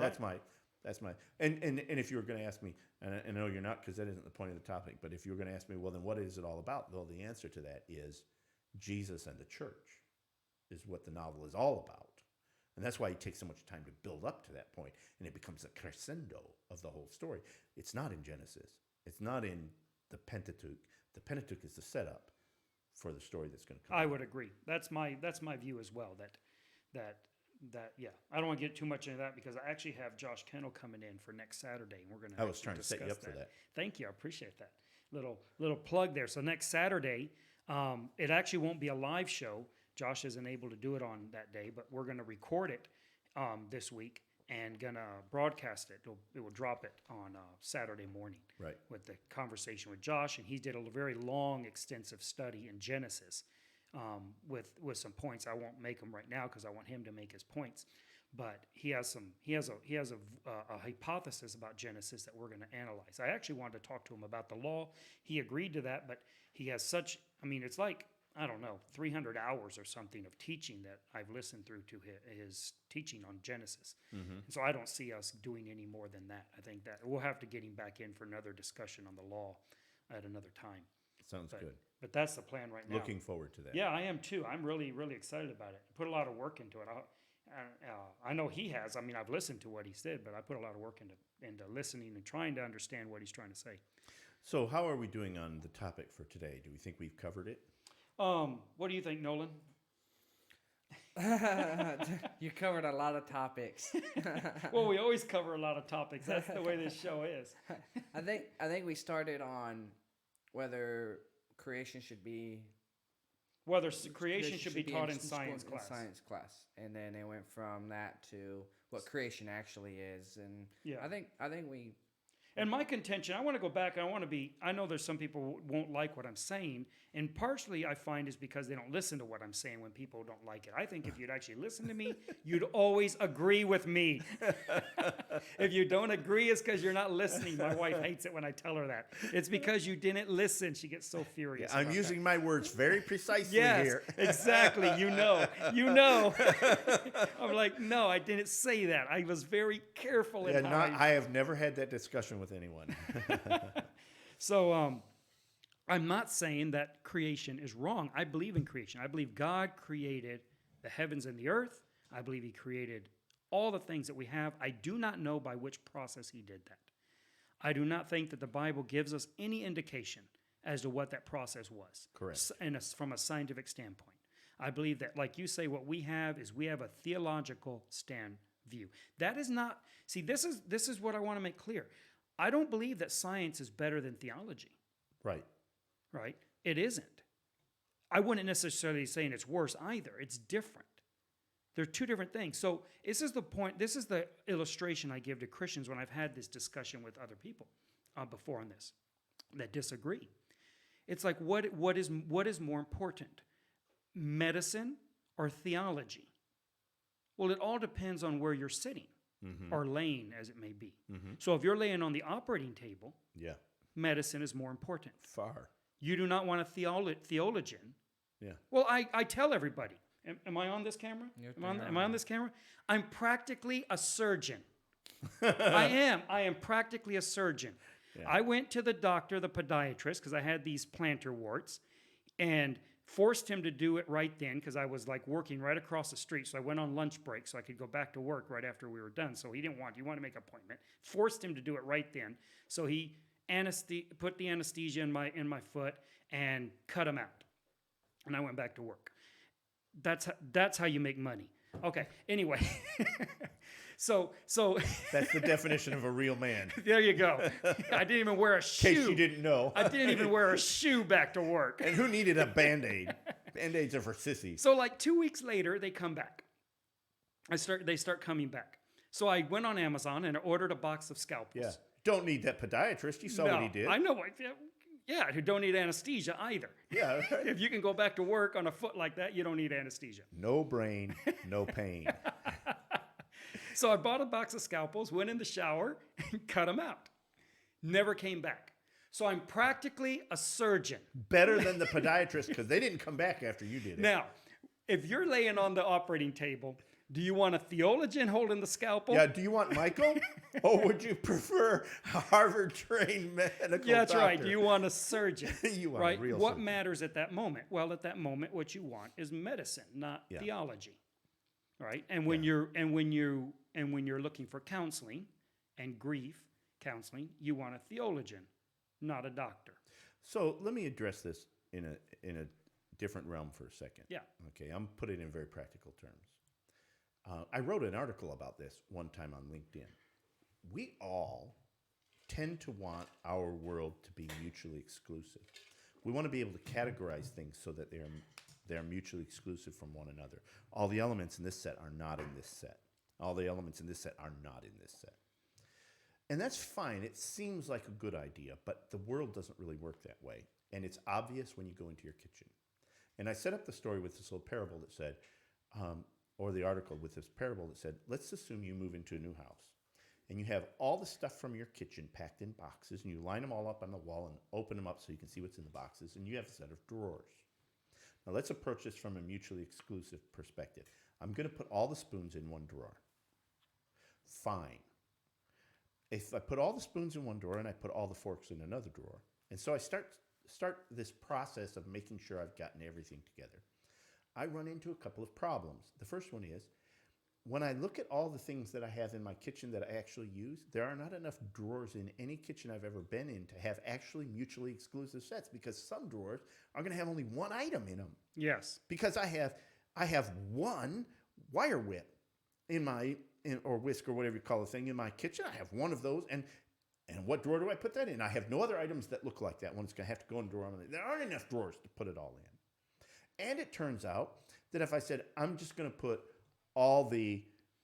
when I put all the spoons together, I end up with things like measuring spoons and big serving ladles and things like that. And it'll be in the drawer with the spoons. And I'll never find the spoon I want in that drawer anymore. So then I say, okay, here's what I'm going to do. I'm going to do it by purpose. I'm going to put all of my dinnerware in one drawer. And I'm going to put all of my bakingware in another drawer. Fine. Then what do you do with all the servingware? In another drawer? Again, I don't have enough drawers in my entire kitchen to pull this off. So it turns out I end up with these sets that overlap each other. But what I want is what's not called mutually exclusive, but we call maximally disjoint. I acknowledge that there will be some places where these sets overlap. I try to keep the sets as cleanly apart as I can. And this is the problem with science and theology. We would like it to be that we could say, here's science and here's theology. They are completely different spheres and the two never touch and they don't overlap. But it's not true. They do overlap. And that's why your point about depends on where you're laying or standing, which one you want, right? We would like to say, well, I'm a scientist. I have no use for theology. I'm a theologian. I have no use for science. But neither one of you can actually say that. Correct. To say that I'm a scientist, I only accept what I can prove, is to say I'm a moron and I don't know what I'm talking about. And I don't say that lightly, and I'm not just trying to agitate people. I'm not firing for effect. That's literally what you're saying, because you cannot prove most of those things. You have to accept on faith what other people have proven. Yes. You have to say those experiments were conducted by reliable scientists, and I accept the results of that experiment because I cannot build my own super collider and test for my own Higgs boson. I have to trust what they did in that place. Could they have lied? Theoretically, they could have. Clearly not a probability of 0. So you are exercising some faith as an atheist. You have to do so. And so you have some philosophical underpinnings to your study that border on theology. Whether you like it or not, you live in that world. And theologically, you can't say, well, I only take what the Bible tells me to be true. Well, then you are an idiot, because you don't get to do much in life at all if that's what you're going to do. You barely get to grow sheep and live on a farm somewhere. And even then, you're going to have a hard time, because you're dealing with a very scientific world now. These two things overlap each other. We try to keep them as maximally disjoint, and the whole point of this conversation is, how much should they overlap? That's really the question we're asking. How much should these two spheres of knowledge overlap? Should they overlap in the classroom when we're teaching science? And the answer is, no, they shouldn't, but it's proving to be very difficult to keep them from overlapping, because the scientists have a philosophical underpinning that they have a hard time identifying, and they keep sneaking that in. They smuggle that into the classroom. If you talk about smuggling Jesus, well, they smuggle naturalism in there, whether they want to or not, right? And then they can't help themselves saying, if naturalism is correct, then you don't need God. He's unnecessary and he's Right, they imaginary. scuttle. I don't call it smuggling. I think they're in a naturalistic setting, Yes. and they're scuttling God. Yes. And we're in a naturalistic setting, and we're smuggling God in. Right.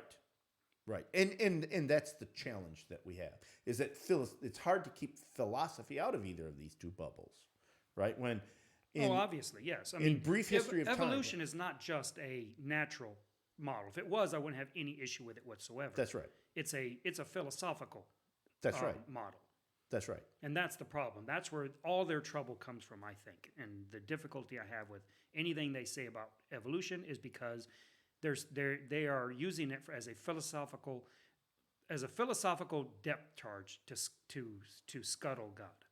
Yes. That's the challenge with it, right? Yeah. And so I would answer your question, your initial question coming in, if I answered it in a slightly broader way, should we sneak theology into natural science? And the answer is no, because it destroys natural science. As soon as you do that, it destroys That's right. natural science. It puts an end to it. Puts an end to natural science. There's no more inquiry allowed at that point. And even if you allow inquiry Well, at that point, allow not by the professor. It means it itself does not allow inquiry because it is shrouded in darkness inherently. Yes, that's right. That's correct. Exactly. And I would say the other one on the other side as well. If you try to take naturalism and put it in Genesis chapter 1, or natural science and put it into Genesis chapter 1, then you've crossed those spheres where you didn't have a viable cause for crossing those two. And it's like the person who says, well, I only have 13 drawers, so just scatter this junk into 13 drawers. Well, now you'll never find anything Correct. in your kitchen, right? So I have a drawer that has knives in it, but it doesn't contain my sharp knives because children can reach that drawer. I put my really sharp knives way back on the counter in a block where children can't reach those sharp knives, even though I have knives in this drawer, and they say, I need a knife, go to the drawer, right? Right. This is exactly the problem we're facing in this issue. And we want to shut down the other side. Let's be honest about it. That's right. We want to shut down the other side, and they want to shut us down. And so they're acting in a way to shut us down. And our gut reaction to that is, we can block that and shut you down instead. And we can use laws, or we can use school boards, or we can use whatever we want to we can even homeschool our kids and shut you down, right? That was never, by the way, my approach. My approach was I was determined to raise my children in such a way that they were able to analyze what they were hearing and deal with this militant atheism in in one-to-one combat in the school system. That was my goal. Now, you'd have to ask my children how well I succeeded in that goal or didn't succeed in that goal. But my goal was they were going to be there. And this thing where Christians are like, well, if they're not going to teach creation in science class, then I'll homeschool my children so they don't get atheism. And my answer to that is, how many Christians can do that before we end up with a self-fulfilling prophecy in the school systems? We have created a godless society by removing ourselves from that society, and now we accuse it of being godless. But it's because we didn't have the influence we were supposed to have. We were supposed to be lights in the world, and that includes our children. You say, well, I'm not going to risk my children that way. You can risk your children that way if you want. Well, you do have to make that decision as a parent. Right. And that is a decision you have to make. But I just want to counsel you that oftentimes, not you personally, I understand. them, I just want to say, oftentimes, that is really your own fear that you will be unable to defend your viewpoints or raise your children so that they can when you're faced with those confrontations. And therefore, you actually want to just short circuit the whole thing by teaching them your way. And by the way, it's not proving to be a very good approach. No, it's not at all proven to be a good approach. The problem with the homeschooling system and a lot of the reason for it, especially when it comes to wanting to say insulate the kids from evolutionary thought, which to me is not what I don't think evolutionary thought is really what we need to be worried about in the school system. I think that socialist thought is far more of an issue.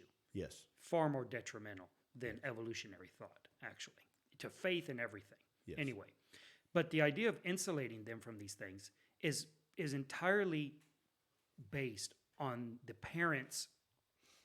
How would I put it? It's entirely based on the parents' probable misconceptions on these issues. Yes. So they have misinformation. Most of them have not thought it through very carefully. They certainly have not. Most of them have not engaged with any opposition in it. So it's real easy to go to church and hear anti-evolution sermons and go talk to your pastor and get anti-evolution counseling and then go talk to all your friends of like-mindedness and get anti-evolution conversation. Right, and if you're really an antique, you can go to a Christian bookstore and get anti-evolution books. And you read all these books and you watch all the anti-evolution videos. Yes. Right? Everything you see is that. But many of these people are not engaging with the actual argument from the other side. That's right. And hearing and finding out that their anti-evolution everything many times is lacking. Yes. Is either old, outdated information. It was good at a time, but now we've realized, hey, this is outdated. Or it was never good information. It was always bad information. It's always much of it has always been an echo chamber information. It's repeated. We have information for creationism going around churches and Christian homes and Christian schools that is simply never was right. That's right. It's something that somebody said, and then just like misinformation in fundamentalist churches is like STDs. Yeah. It just gets passed around to everybody. Yeah. It's incredibly contagious. All of a sudden, everybody's parroting the same misinformation. It's kind of like coronavirus. It is. It's more like an STD in every way. Stupidly transmitted disinformation. And so you have all of this, and then what you're gonna do is to try to inoculate your children, right? You're gonna quarantine them from any information that might shake themselves, or like they say in Spanish, pull the rug, or they say it in English also, the same thing, pull the rug out from under them. There's a Spanish saying that's the same one, actually. It's interesting. Anyways, that you're going to quarantine them, you're going to isolate them, and then you're only going to give them the echo chamber. That's right. And then that's going to make them better. Right. That's going to protect them. Well, that's just completely silly. Echo chambers are horrible places to live because any little bit of air also gets echoed. It doesn't just go by once and then you can identify it. And so I find that echo chambers maximize air and minimize truth. They do the opposite of what we expect. Right, but this comes down to an error in our thinking process. And we often, it's a philosophical problem. The philosophical problem is that we think teaching the truth is a combat to error. And I've heard this taught many times by Christians, Yeah. and the old illustration is usually the one of the dollar bill, the Yes, counterfeit dollar, yes. right? How do you detect a counterfeit? Right, by studying the real one so that you know what the It's called counterfeit the looks like. cliche argument. Right. Yeah. It's a cliche argument, yeah. So, but the actual thing isn't the study of the truth. It's the study of how to know something is true. The epistemological approach. It's the epistemological approach that resolves it. Not this, here's truth so that you know error when you see it. No, it's how would I know an error, a new error that comes up that's completely different than any error I've ever seen before? How would I know that that was an error? Right? How do you tell the difference between error and truth? What's the difference? Telling me this is true and that's error is one thing, but how do I know this is true and how do I know that's error? And what is true and what is error and how to identify those things, right? But that requires a thinking process that, quite frankly, many 40-year-olds and older don't want to apply in their life. They're like, I've learned everything I want to learn. I want to be reinforced in my knowledge now. I want to grow in the knowledge I've already obtained, but I don't want to go back and question it all at this point. And no, the answer is you should go back and question it all now. If you're 60 years old and you're not going back and questioning everything you know, then you are in this place where you're no longer able to tell the difference between truth and error in reality. You're able to identify all the errors you already know about when they happen, but when a new error comes up, you aren't. And this is why so many senior citizens is so easy for scammers to trap them and to scam them. And if you're a senior citizen today, I am speaking to you. This thing of coming to the point where I don't want to learn anymore. I've already learned everything I want to know. I don't want to learn anymore. Is resigning yourself to this world where you think, I know the truth, and anything that doesn't match this model must be error. I have a model of the truth, and everything else is error, leaves you in a very vulnerable position. You should not be there. If you're not constantly learning, you're in the process of dying. Yes, I would agree with that. I was going to ask you something about. By the way, what you that's said. half of tomorrow morning's discussion. Oh, okay. Well, you quit giving it all away. I don't said mean bring to. a plug, not. Yeah, I forget what I was going to ask you about what you just said. I got so wrapped up in it. All right. Well, hey, that's actually a compliment. It is. It is. Oh yeah. I remember what I was going to say. So, I think that a lot of this goes back to the practice of Christian churches of not wanting to hear things they disagree with. Yes. And so, and especially when we're talking about churches that don't have open meetings. Right? Yes. In open meetings, you're kind of inherently Vulnerable. opening yourself to hear things you're not going to disagree with. Right? That you Even are if- going to disagree Yeah, with. you will not that you will not agree with. You're That's going right. to hear things you disagree with. Correct. Even if you have a policy that you're not allowed, people aren't allowed to say things that are disagreed with. The fact that you have an open meeting means you're allowing the possibility that's going to happen, even if you don't approve of it. But churches that don't have open meetings, they tend to be completely living in an echo chamber. They don't bring in anybody. I won't say all of them, but many of these churches are like this. They were not going to have anybody there who are going to disagree with them on any level whatsoever. So it's like if we're going to have a conference, and we're going to invite in a conference meeting, we're going to invite someone in who's not from our actual group. Well, they are going to have to agree to all of the things that we already believe, down to very small details. I one time was invited to speak at a Baptist church in Mexico, and half of the members wouldn't go, not because I wasn't called myself a Baptist, interestingly enough, but because it was not good, because the church, no, how'd it go? Okay, it was two churches were going to have me come in. One church decided they would not go because the church hosting it did not have Sunday night meetings regularly. Yeah. And that was not Baptist doctrine. So they would not go listen to somebody who would preach at a church who would not hold a Sunday night meeting. Right. So Now we're off topic. Oh, we're on a different topic. We're on a. That's we're on a- fine. That's we're- how this. we're- That's how this we're a different podcast. road. Yes, Okay, that's how this entirely. podcast. Okay, so is. there's no possible way that you and I agree on everything. We work together, but we don't agree on everything, and it's obvious to some people that we don't. And the question is, how do you work with somebody with whom you disagree? And I could put this in another realm. How can you be married to somebody with whom you disagree? Well, I would ask you the very hopeful question, and maybe you can tell me: how can I get married to someone I agree with? For you, it's too late. But I'm let's just sorry. assume it's not.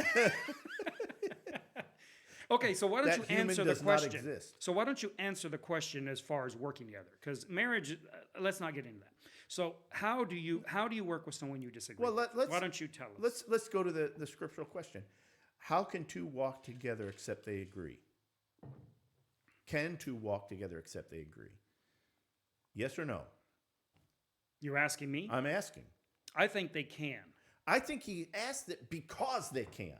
And he's trying to get you to see that you can walk together with somebody with whom you disagree.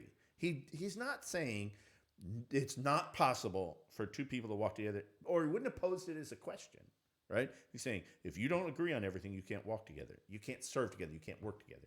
He's saying, no, it is possible, but how is it possible? And the answer isn't compromise. That is not the answer, right? The standard answer is, well, let's only preach the things that we both agree on. So it's not seeking the lowest common denominator. It's not seeking the lowest common denominator. That is not it. Then what is it? It is appreciating the combat, if you don't mind the rather crass term. No, I like it. It's appreciating the combat. Look, there are brothers who won't work with me because I celebrate Christmas. To me, that is the funniest thing I have ever heard in my life. Yeah, that is pretty comical. It is comical. But it's pretty normal in some circles. But it's pretty normal. Now, in some circles. people that might watch this podcast may never heard of such a thing in their life. Right. But then there's others right now that are thinking, well, you're not kidding, we'll never work with you. Because you worship So other gods. for anyone who doesn't know us, let me just make it clear. He worships... I'm sorry. That was actually a Freudian slip. That I didn't was a mean slip. to- I It know, was a I slip. know. He It just was perfectly It was timed. perfect. I should have just went with it. He celebrates Christmas. I do not. Right. And there was a time in my life when I would never have worked with someone who celebrated Christmas. That's correct. Right. I believe that was true. It was true of me. There was a time when I didn't. Very strongly did not. I stood strongly against all of what we would consider secular or secular religious holidays. I stood strongly against them. Right. And I that's changed our- my mind, but not because, some people are like, well, you had kids, so you changed Well, your mind. we'll get it. We'll have That's another a separate podcast issue. on Christmas. That would be a good one for us to talk about That'd be- someday. that'd be a well, good one. well, along with some other stuff. Yeah. But anyways, that's where we're coming from. So he celebrates Christmas. I do not. We work together. Christmas is not an issue. We don't care about that. Yeah, it's, Go ahead. And think about what you just said. Christmas is not an issue because we don't care about that. And why is it that we don't care about it? Why don't you care about it? I don't care about it because I do not. The reason I don't celebrate Christmas is because I'm just born a Scrooge, a Grinch. I hate all holidays. And it's really not a religious issue. So that's one reason I don't care about it now. So I don't have a religious. But at the time, it was objection. a religious issue. It was, but it was an indoctrinated one. Yes. It wasn't one that I organically came to myself. So that makes a huge difference. Now, I say that because I know there are some people out there who have a very strong religious objection to Christmas, that they have researched that I think their information is a lot largely wrong. Yes. But they've done the research and they've reached that through their own conscience. Yes. Especially in Mexico, which is one reason I would still never celebrate Christmas, because of, even if I got to the point where I liked it, it's because of my association with the Mexican churches, and many of them, because of their background in idolatry, could never in conscience celebrate it. Right. And are very offended if anybody who they know understands their background would celebrate it. Yes. Like they wouldn't have an issue with you celebrating it. They would have an issue if I did. Yes. Because they're like, you've been here, you've seen it, you lived it with us. You and understand. And so how can you go and do that? And I'm very sympathetic to that. I think there is value. Certainly. I would and be so- very sympathetic to that too. Right. But that's the argument of offending another man's conscience. That's or a causing whole him to different offend thing. his conscience. And it would be about That's a other separate things issue. as well. You know, Certainly. it wouldn't have to be this issue. But anyways, So the to your question, point, so somewhat to my point, I could work with someone who took a strong stand on a religious basis against Christmas. I believe you Their could. stand doesn't bother me. Because you didn't know that wasn't my position, actually. No, I didn't. You could easily have assumed that my position was purely religious. Yes. In fact, that was my Okay. initial assumption going in. Mm-hmm. And I could work with you. On what grounds could I work with you? How is it that we could work together on that? Well, let's posit a couple of scenarios. The first scenario is I could look at it and say, whenever he preaches against Christmas, I'm just going to ignore it, and I'm not going to say anything about it. Not going to engage on I'm it. not going to engage on it, right? Or I could look at it. Second scenario is when he preaches on it, I'll get mad about it. I'll just stew on it for a little while till I get over it. I wish that were a non-viable scenario, but I see it too often. Oh no, that's very common. That's very common. Yes. The other one is I could actually try very hard to understand why you feel the way you do about it. And I could present the other view. Now, in most Christian churches, that would be anathema. What I just said would be like, no way. You cannot have one elder coming in and telling people, well, this is why I don't celebrate Christmas. Have another elder coming in saying, this is why I do. You can't do that because people will be confused and they won't know which one to believe. And the answer is, I remember a guy I admire a lot who teaches on information theory and the presentation of information. One time he said, if we never present our executives with any important information, then can we complain that they're ignorant? Right. If we never present the people in the church with this kind of information and all they can believe is the things that we've told them, then can we assume that they are anything but ignorant? No matter how well educated we are, no matter how much we teach them. And I'm not saying we should present them with a choice. You can either think justification is through faith, or you can think justification is through works. Here it is. Well, how about it? Well, that's been the approach like I started out. My approach to the whole science thing is that I present what I try to make to be the strongest argument That's for something I do not agree with, called steel manning the argument. That's right. And, I'm different degrees of success. Some people have written me saying that I'm not very good at it. I might not be. I think I'm actually pretty good at it. And I try real hard to be anyways. And I tried to present an argument that is difficult for me to overcome. Yes. Right. And if I could get somebody to come in and present the argument for that, I would be willing to do that. I'm like, Yes. I'm fine with that. Now, I think there is a line where we have worship services, and that's not for debate. And that's not for It's debate. not for that type of thing. But I think that a conference, for instance, is be perfectly good place to invite somebody in to Certainly. say, hey, come tell us something we don't want to hear. That's right. Which is basically what I told Danny Dalross when we invited him for our conference. I'm like, Yes. we love things that we don't like. That's right. Come tell us things that we don't want to hear. So, sort of a strange.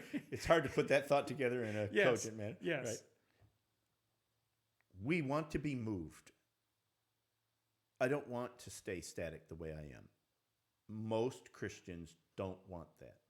See, I don't understand people. I don't understand Christians who spend all their time on YouTube watching videos of things they agree with. Mm-hmm. I just can't imagine anything more mind-numbingly boring in life. I don't want to hear a single sermon of something I agree with. I have to force myself to listen to it. That may be just me. I don't know if other people are that way. But like if Other I'm people there are not that and way. people are like saying something I agree with, it's not that I dismiss it. It's not that I don't. I mean, that's wonderful, great. That's obviously what I want preached. It's not what I'm interested in hearing because there's no challenge to that. It's not going to make me think. It's just going to make me tunnel down into my own echo chamber.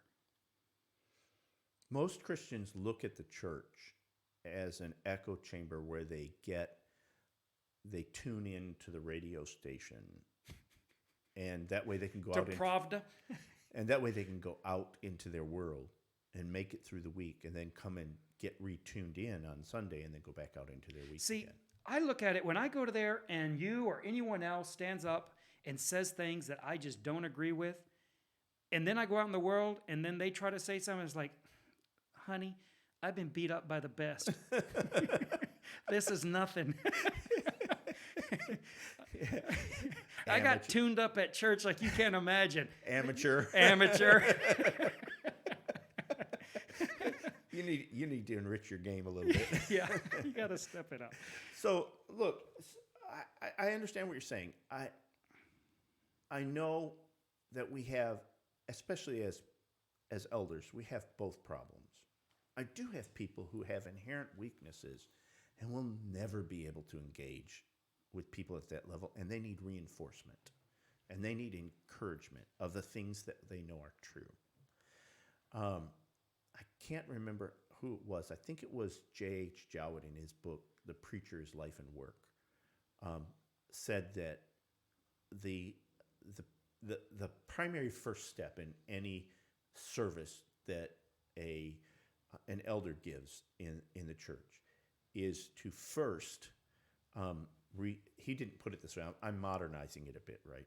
Reframe their thinking to being more of the thinking that God would have them to think. He said to elevate their minds to heavenly spheres, right? But what he's saying is reframe their thinking in a way, because people's thinking gets out of whack, and they need somebody to reframe it. And so there's this constant need to plow the same ground and plant the same seed over and over again. Every meal must serve some milk, right? And I get that, and I see it too. I also see the danger on the other side, which is if what we do is we spend 20 years in church, and now I'm going to offend some people, right? That's all right. But we almost become like the Catholics in that they have an annual cycle of teachings that they're going to go through every single year, that same annual cycle of teachings to reinforce their doctrine.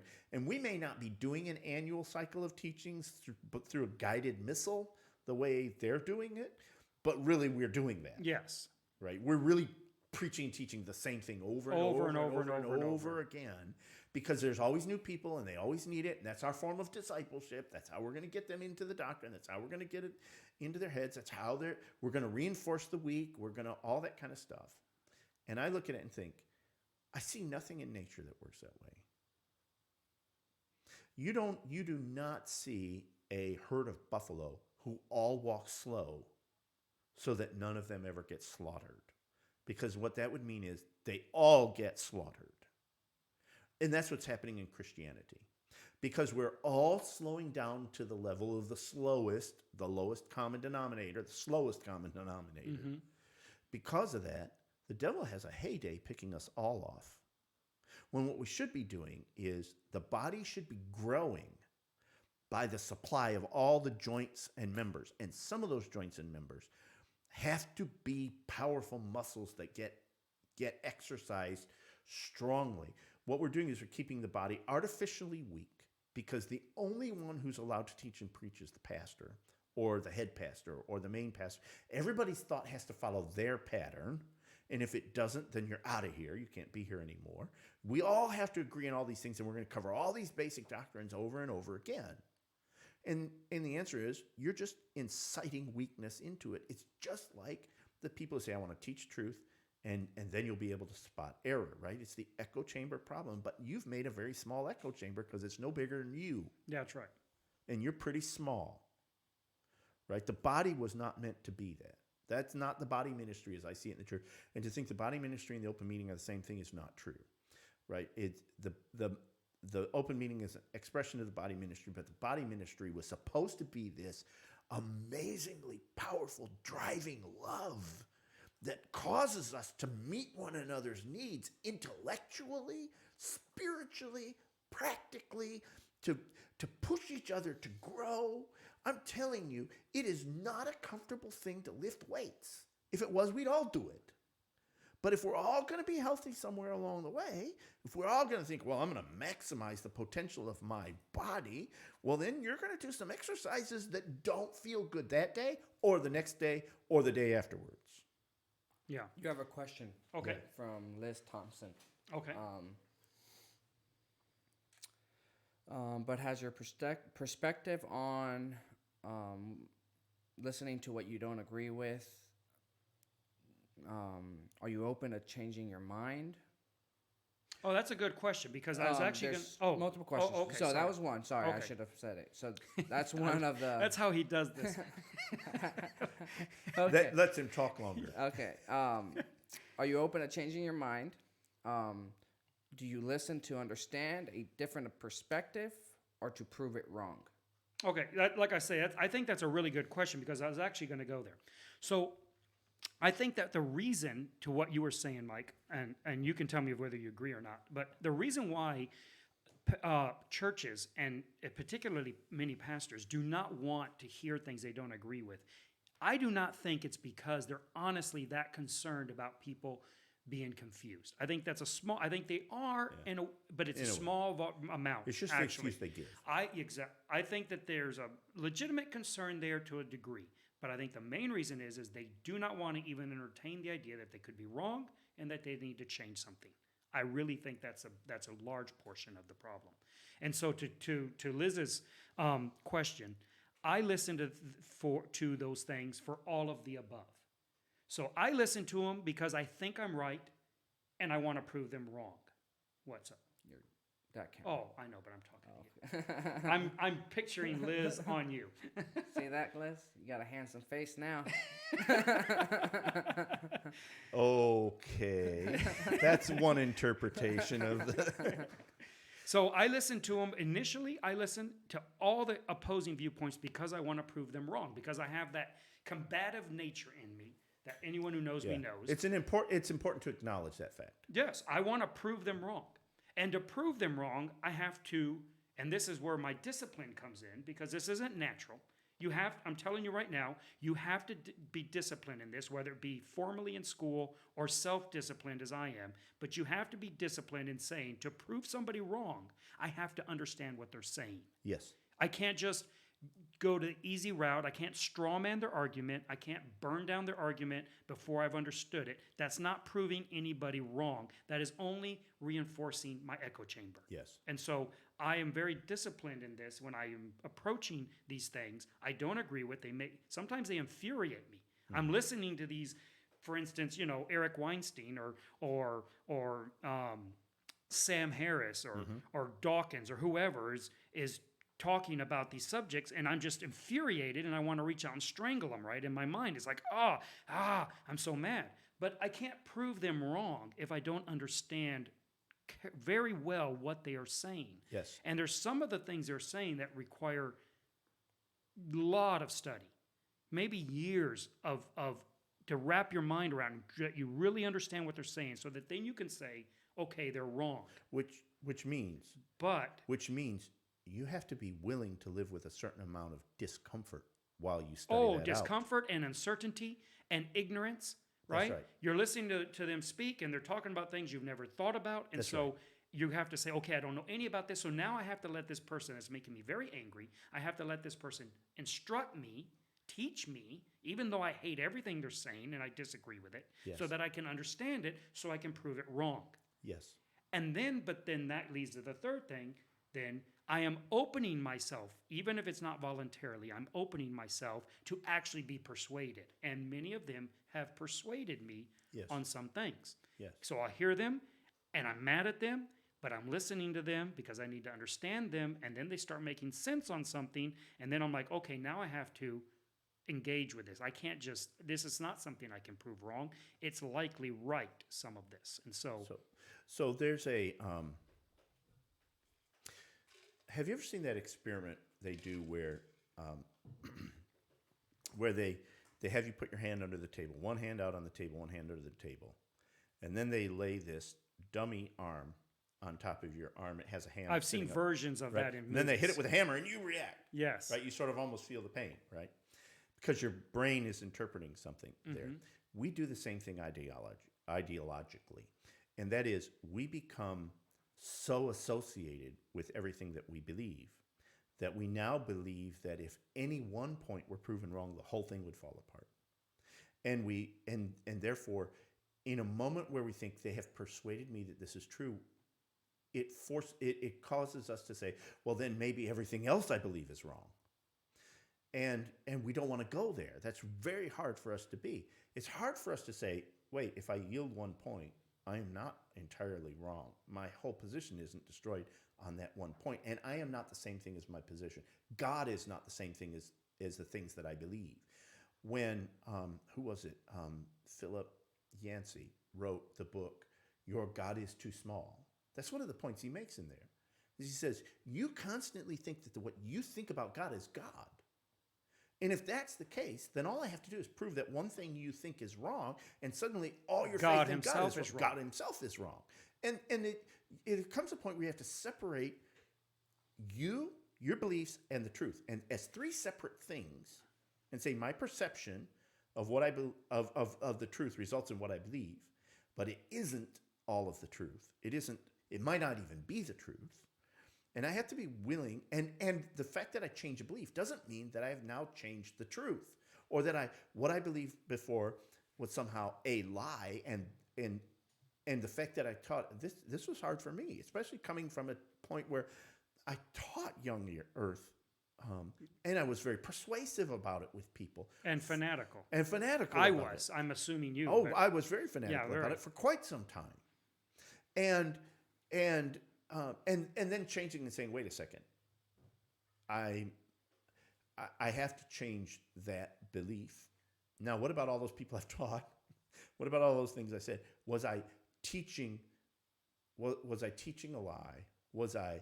Did I destroy people as a result of it? I mean, there's all that comes, and there's almost a willingness not to change, so that I don't. And I am actually in a constant state of change. I am never going to be the point. This, by the way, my wife has promised she will never watch this episode. She said, I want you to be completely yourself, so I'm never going to watch this episode. This is my wife's biggest aggravation with me.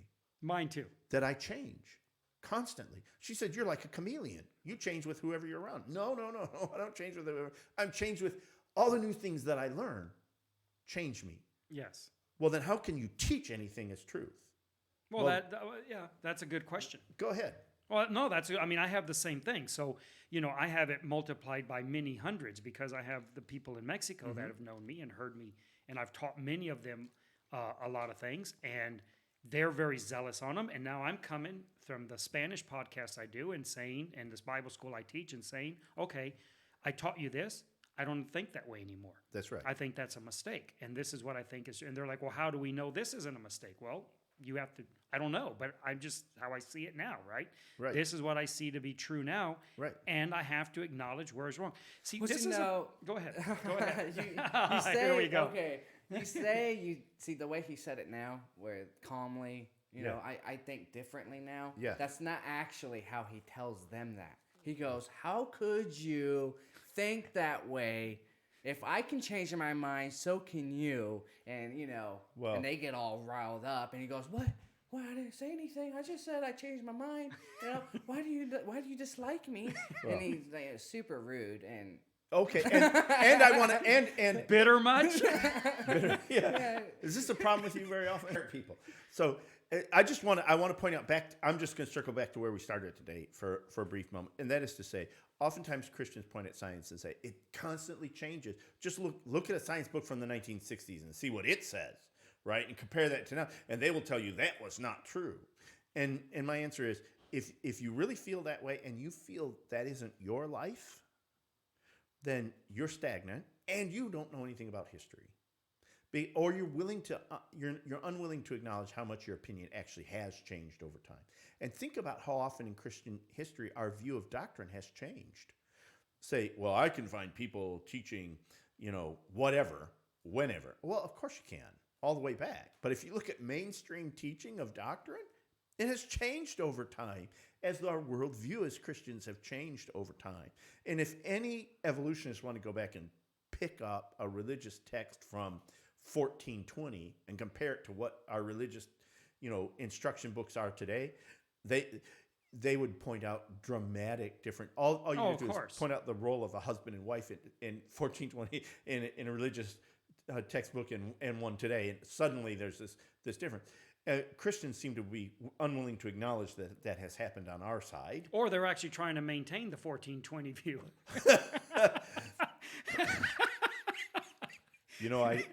I guess I don't know a whole lot of those folks, but you might be right.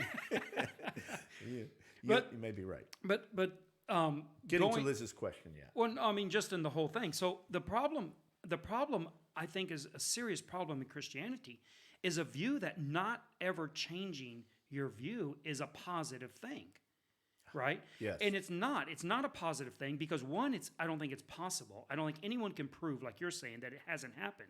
So really, what they're doing is not acknowledging that they've That's right. changed. And what I was going to go to before Nolan rudely interrupted me with what his version of the truth. What I was going to with this is, yes, I have changed my mind a lot, and I will continue to do so. Yes. But I am upfront and honest about it. Yes, I don't pretend that I always used to think the way I think now. that's right. I don't say, what? I never thought that way. I've always said the same thing. You just didn't understand me. Yeah, I no. don't do that. No, I'm very upfront with people. I used to think this way. This is why I think this way. I know where you're coming from. I can actually argue your point better than you can, but I think it's a mistake. This is why. And I've had to change. I think that's noble. I think that is think so, commendable. yes. I think anyone that will stand up and say, I used to celebrate Christmas and now I don't. Or I used to not celebrate Christmas and now I do. And this is why I've changed. I don't care which way they went. To me, that's a noble thing. That's right. And that's using a very Silly. minor, silly thing. But on any issue, okay, I don't want to get into this today, so let's not get into the details because I want to get you back for this on a different podcast. It's going to take a whole long time. But the whole issue of Bible translations. Right. I've changed dramatically my view Okay. on Bible translations. And as far as I'm concerned, the fact that I've changed isn't nearly as important as that I acknowledge that I've done so, as opposed to backdoor working things in, but never pretending to change. And so what ends up happening is you end up with this Frankenstein doctrine, whether it be that issue or anything else. Right. You Frankenstein this together because the glue that holds all these disjointed parts is me not willing to admit I've changed. Correct. And so I smash in things that cannot go together and make them fit together because I have to maintain the form that I haven't changed. So you end up with this baloney doctrine, right? Baloney by meaning all this, every type of cow there is. It's in there. Ground together and smashed into something that looks like a ham. Yeah, right. So here's the challenge to this that for people, and I just want to acknowledge why it's a challenge for people to do this, right? Because you can be accused, and I have been. I've been accused of, you seem to change to fit whoever you're working with. You seem to be able to, who's the real you? Because when you're around people like that long enough, you begin to adopt some of their perspective and you change. What do you really believe? And the answer is, you know what? I'm not changing. I've always changed. That part of me doesn't change, right? I'm changeless in my changingness. I'm changeless in my changingness. That's right. I'm always going to do that. And if when I'm around some really sincere people who hold their beliefs strongly, I really want to hear what they've got to say. I really want to pick out the good things that they have. I'll throw the rest away, but that'll change me. Suddenly I'll have this new thing, and you look and say, you hold this in common with them, and you didn't before. Exactly. Yeah, that is exactly the truth. exactly right. And I don't deny it. I accept it, and I will change. And then they say, well, what does that mean to what you taught before? I don't answer that question. How can you teach with such confidence? God tells me to. Let whom who speaks speak as the oracles of God. And that's why it also says that everyone needs to be judging what they hear. That's why. That's right. The idea of offloading the responsibility of inerrancy on the teacher That's right. is not a biblical concept. It's not a biblical Not at all. concept. Teachers are supposed to teach as carefully as they can what they believe to be true at the moment, in all good conscience and sincerity, knowing that they will be judged for taking that role as a teacher. There's greater judgment, so they have to be weighted with that responsibility. Right. Right? But that does not in the smallest amount, minutest amount, alleviate the responsibility of every listener to judge for themselves and believe in good conscience what it is they believe. That's absolutely correct. And it doesn't change our reference truth, right? And when we look at the Bible, we say, well, that's our reference truth, right? So I'm going to preach the Bible, but when I do, there's no such thing. It will never be possible to say, I just preach the Bible as it is. No, of course not. That's the most absurd statement ever. That's just dumb. Okay. Yeah. Right? But there's a lot of people out there who don't understand. Oh, that's the why common that's dumb. argument. It's like, you interpret it. I just believe it. Right. It's like, I love this line on, what was it? That sort of soap opera thing about I forget what that wealthy British family. I forget what that one was. I don't know. Anyway, and the old woman in there said one time, he said, stop arguing. She goes, I never argue. I explain. Yeah. That's become my new favorite line, by the way. Don't argue with me. I'm not arguing with you. I'm explaining to you, right? And I actually knew a preacher who said this to somebody one time. Said, look, I am not here to hear a thing you've got to say. I'm here to tell you the truth to save your soul. I'm sorry, but what you just said was, I am completely unreasonable. Yes. And I'm prescient in my knowledge. I know exactly what you need. I don't have to listen to you to find that out. That's right. I'm basically God, omniscient. I can, as close to it as you need to know. And I can know you and know what your problem is. And I don't have to hear you to find that out. That's right. And I think too many preachers actually have that view. I think so too. And I think that's a problem. And I think the idea that all I do is preach the text is so impossible, because all you would be doing is standing up and reading it. Once you say, what he's saying here is, you have just stepped out of preaching the text. Once you say, let me give you an illustration of this, you have just stepped out of preaching the text. In fact, Spurgeon says, preaching starts with an illustration. And I would argue, until then, you're not preaching. I would agree. But I would argue that even reading the text is not reading the text. Yes. Because the moment we read it out loud, it's an entirely different thing. Yes. Than when you read it for yourself. That's right, because you're going to emphasize words and phrases as you go through it. Cadence and intonation change meaning entirely. That's right. That's why an email never reads the same as it writes. That's why right. You don't write jokes in email. It just never sounds good. I know one. What are you talking about? I know one lady. Knock, knock. I know one lady whose boss kept getting reviews that he was mean and mean and mean, because he'd sit down and type out an email and he's thinking, it's 11 o'clock at night, I need everybody to get this message. So he type the message and send the email. And people read it in a staccato and they read anger into it, right? And she couldn't get him to see what it was. So she said, look, you don't have to believe the thing I say, but from now on, at the end of every email, put a smiley face. He said, a what? A smiley? She goes, put an emoticon, a smiley face. So she showed him how to do it on his computer. Suddenly, everybody interpreted his emails differently because there's a smiley face at the end of the sentence. And it doesn't matter that it's the same sentence he had before. And that's exactly the problem, right? The look on your face, the tone of your voice, all of that is going to project the scriptures in a different way to people. Exactly.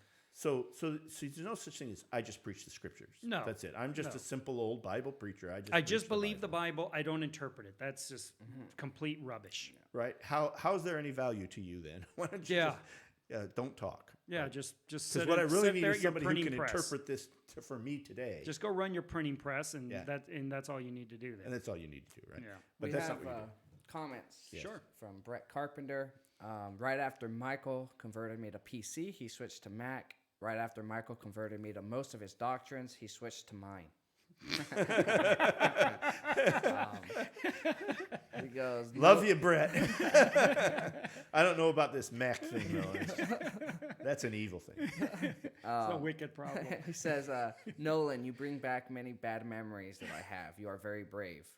Well, I'm glad I can be the voice of For the offended. The voice of the oppressed. The voice of the oppressed, yeah. The downtrodden. I used to get a car every Christmas until I met Michael. So. Oh, hey. Somebody out there is getting out of debt. Good for you. That's not what he means. No. He means he quit celebrating Christmas. His family quit giving him cars. Oh, is that what he means? Oh, bummer. Okay, so we have a question from Joseph Kennel. What do you think of Scripture's truthfulness? What do I think of the Scripture's truthfulness? Well, it's a short question, so I'm going to have to try to figure out what he's trying to say. There's more to it. Oh. Sorry. No, it says, I have a question. I'm going to read the first 3 words, and then let's see if you're God. Okay. Go for it, buddy. Though we are able to change... The spotlight is on you. Though we are able to change through this life upon our... This coverage... Yes. I'm sorry, I don't have my glasses. So it's Okay. Let me see if I can pull it. discoveries that the very word of the Scriptures do not change. What are your thoughts? Let me think here what he said, because I didn't really hear it. It was weird. When you put the microphone behind you, I couldn't hear you very well. You would think we're sitting this close, we'd hear each other, but So let me make a couple observations. did you understand what he said? Because I'm not clear yet. I think I understand. Tell me what he's saying first, if you will. So when you're asking about the truthfulness of Scripture, he's saying, I know the Scripture. This is my interpretation. Right? Okay, I know the Scriptures are always true, even when I don't understand them the right way. So Okay. I'm discovering new things about it. Okay, here's what. Let me read it. What do you think of the Scripture's truthfulness? ? Though we are able to change through this life upon our discoveries, the very words of Scriptures do not change. What are your thoughts? What are your thoughts on the Bible's legacy and timelessness? We often reinterpret differently in our discoveries. Right. Yeah. So that gets. Okay, we have another hour, right? Oh yeah, we have all the time we want. So the issue here is truth. Let me see if I can put this in another way. I read a book one time that made me angry when I read it, and it took me 3 years to come to terms with what I read in that book, and it had nothing to do with doctrine. The book was titled "Language and Action" by S.I. Hayakawa, and he starts out by saying, words have no meanings, but words mean everything. And the point he's trying to make is a word in isolation cannot mean anything because the definition of that word changes with everyone who uses it in every sentence they put it in. We say this word generally has this definition, but once I put a word on either side of it, I've now changed that definition by its placement in the sentence. And if language didn't work that way, then we'd be stuck to your point where we only have a certain number of words. They have to mean a bunch of different things, Yes. right? And his, ultimately words, the meaning of a word is dynamic in how it's placed, right? And I find that, and the problem with that with me was I wanted a pedantic universe in which words had one meaning and they were very solid meanings, and therefore I could just get a literal translation, a word for word translation from one thing to another, and it would mean the same thing and it would be right. And it really bothered me that wasn't true. And I didn't like Hayakawa's book when I first read it. It was really hard on me, right? But I find the same thing is true with all truth. Truth has a setting. I'll give you a perfect example of this. I am the good shepherd. When we read that, we have really no concept. Like 95 or 99% of the people on earth have no concept of what that means. We would need somebody who raises sheep or who has studied people who raise sheep to tell us what that means. Once we do, then we get a whole bunch of like statements. We use these comparator words to bring that truth into the realm of where we are today. Because we are not an agrarian people who commonly associate with sheep, no matter how much we attempt to do that, we have lost some of the depth of the understanding of what Jesus meant when he said, I am the good shepherd. When he says, my sheep know my voice, and they won't follow another, we try to interpret that in a whole bunch of metaphors or similes. And in doing so, we're trying to bring that truth into the level of our understanding, and we'll always change it a little with the metaphors that we use. Metaphors are the way we speak and the way we understand things. And Well, I would argue words are metaphors. words are metaphors. And that's the problem with encoding in words, right? We have ideas in our head, then we encode them in word. And one of the points you made in a recent conversation was that it could be quite possible that we really aren't doing any solid thinking until we do encode it into some form of a word, right? Mm-hmm. And therefore, truth, the truth of the Word of God is unchangeable, but it is so deep and so applicable across time because of the nature of those concepts.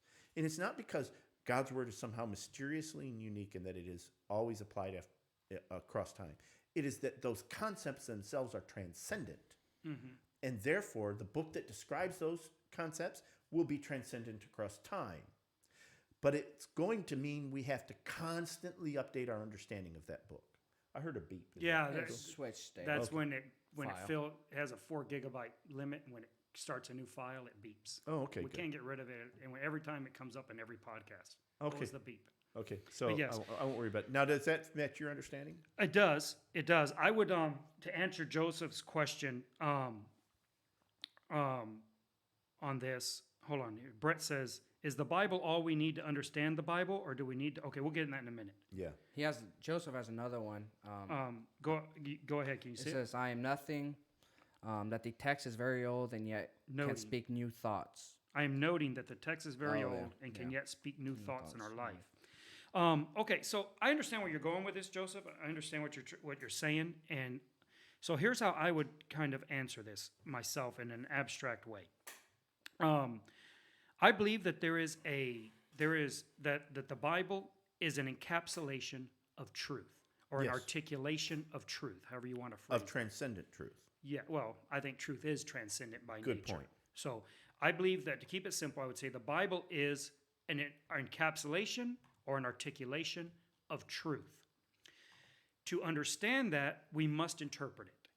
It is not possible to understand the Bible without interpretation, especially if we're speaking specifically of me, you, or Joseph, right? And the reason I say especially specifically, because the Bible wasn't written in English, therefore it required a layer of interpretation before we could understand it, because we don't speak the language it was written in. Right. Now, there may be someone who does. That's not the point. The point is, me, you, Joseph specifically, do not speak the language it was written in. That's right. Therefore, for us to understand it requires an immediate level of interpretation right there. If we did speak the language it was written in, reading that language is itself a level of interpretation. Yes. Reading is interpretation. Yes. You are looking at scratches on paper, blots on paper, and interpreting those into thoughts, right? Now, we have a commonly distributed set of rules by which we do that. We call that grammar, and we call it vocabulary. And there's no formal, at least not here. French does, but most languages do not have a formal definition of these things. It is a commonly held definition that we all subscribe to, and it changes all the time. It's in constant flux. Yes. How we understand. And we write books with that level of interpretation in mind, that this is going to have to be reinterpreted. So we take thoughts, we form words, we write them in a commonly held or commonly accepted framework for that interpretation. Someone else takes and reads them, applies what we hope is the same common framework Right. still, and they reinterpret, they remap those onto thoughts in their own mind. Right. So I write to put my thought into your head. Right. And that requires an undefined impossible to define number of interpretative layers for that to happen. We call it a cascade. A cascade, there you go. And so the question is the original thought that I had in my head true? Yes, it is. If you have that thought in your head, is it true? Yes, it is. The question is, do you have the thought in your head that I have in my head? Now, that's the question. And that's where all the interpretative layers come into, whether that's actually happening. So when we read the Bible, we are getting the thought of Paul or Peter or Jesus or whoever the author might be. They had a thought. That thought is true. It is written truly, in so much that they wrote it according to their best ability to interpret that into writing, that thought, and it is true. Now, if we are absorbing that in a truthful way, well, that all becomes down to interpretation, which is why we have to constantly test our ability to properly interpret that into our mind. And to take that for granted goes back to what you're saying when people say, I just read the Bible. No, you don't. It's not possible to quote unquote just read the Bible.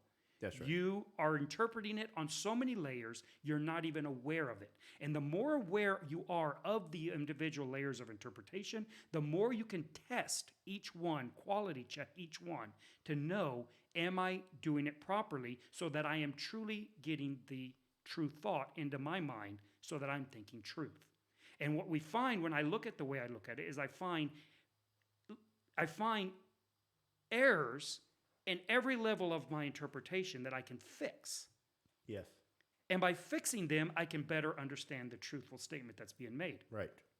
So that's how. So in formal terms, we call it encoding, transmission, decoding.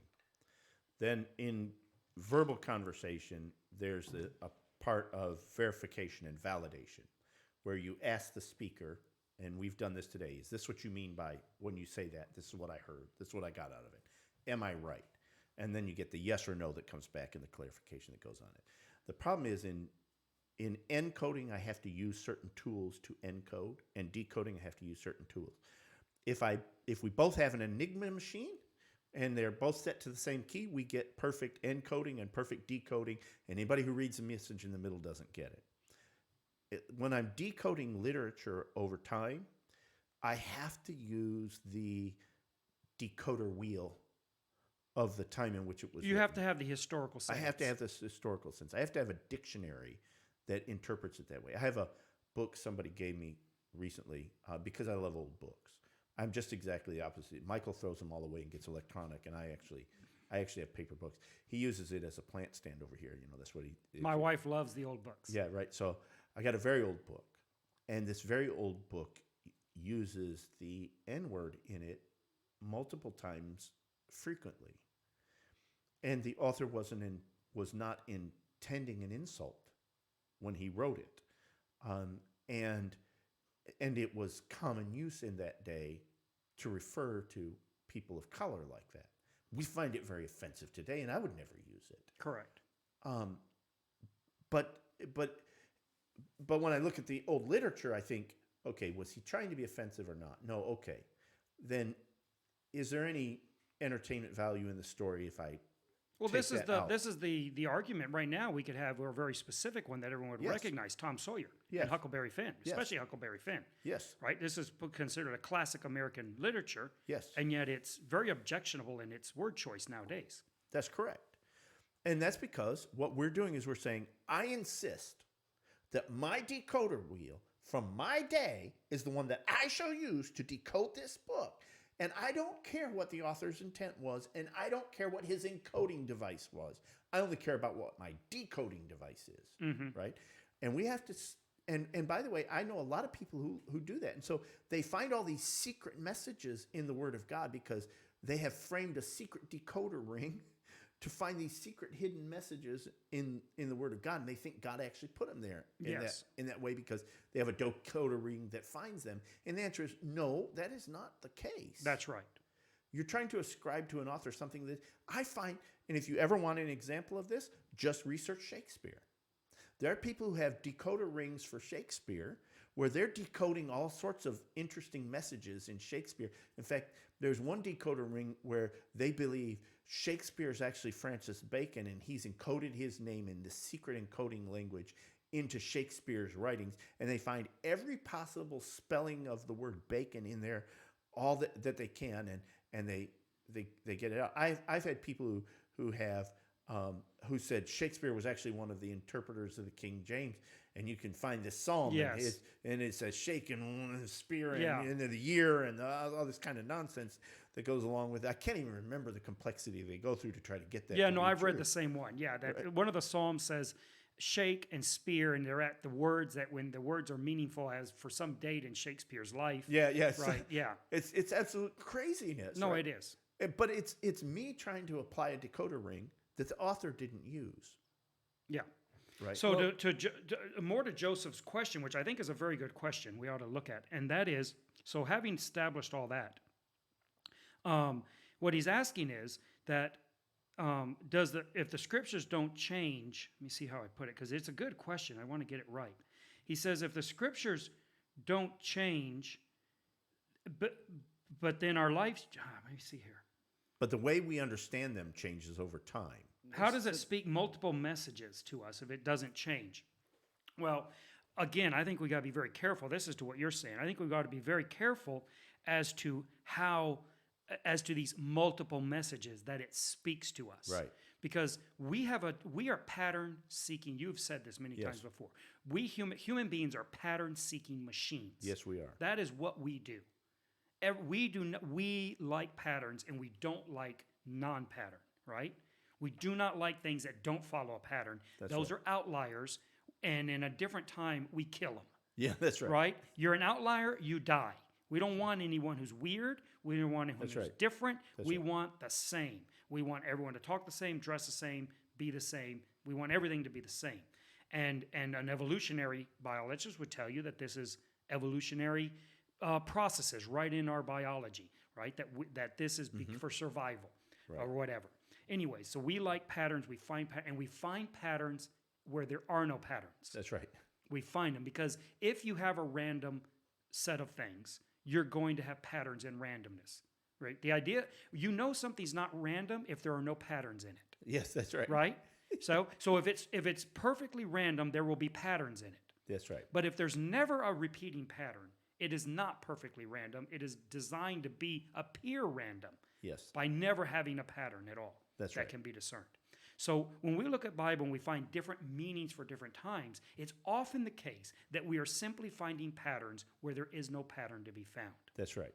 And that we ought to be doing exegesis, which I've been harping on forever. But we should be doing exegesis with the text, which means we should be saying, what did Paul intend for you to understand? In my opinion, that is the only meaningful meaning of the scriptures, is what Paul or the writer, I use Paul but as an example, but whatever the author of the scripture, and I don't mean by God, I mean the actual person who had his hand on the pen, whatever he intended for you to mean, that is the only meaningful meaning in the text. That's right. Everything else you can get from without reading the Bible. True. And it'd be just as valid.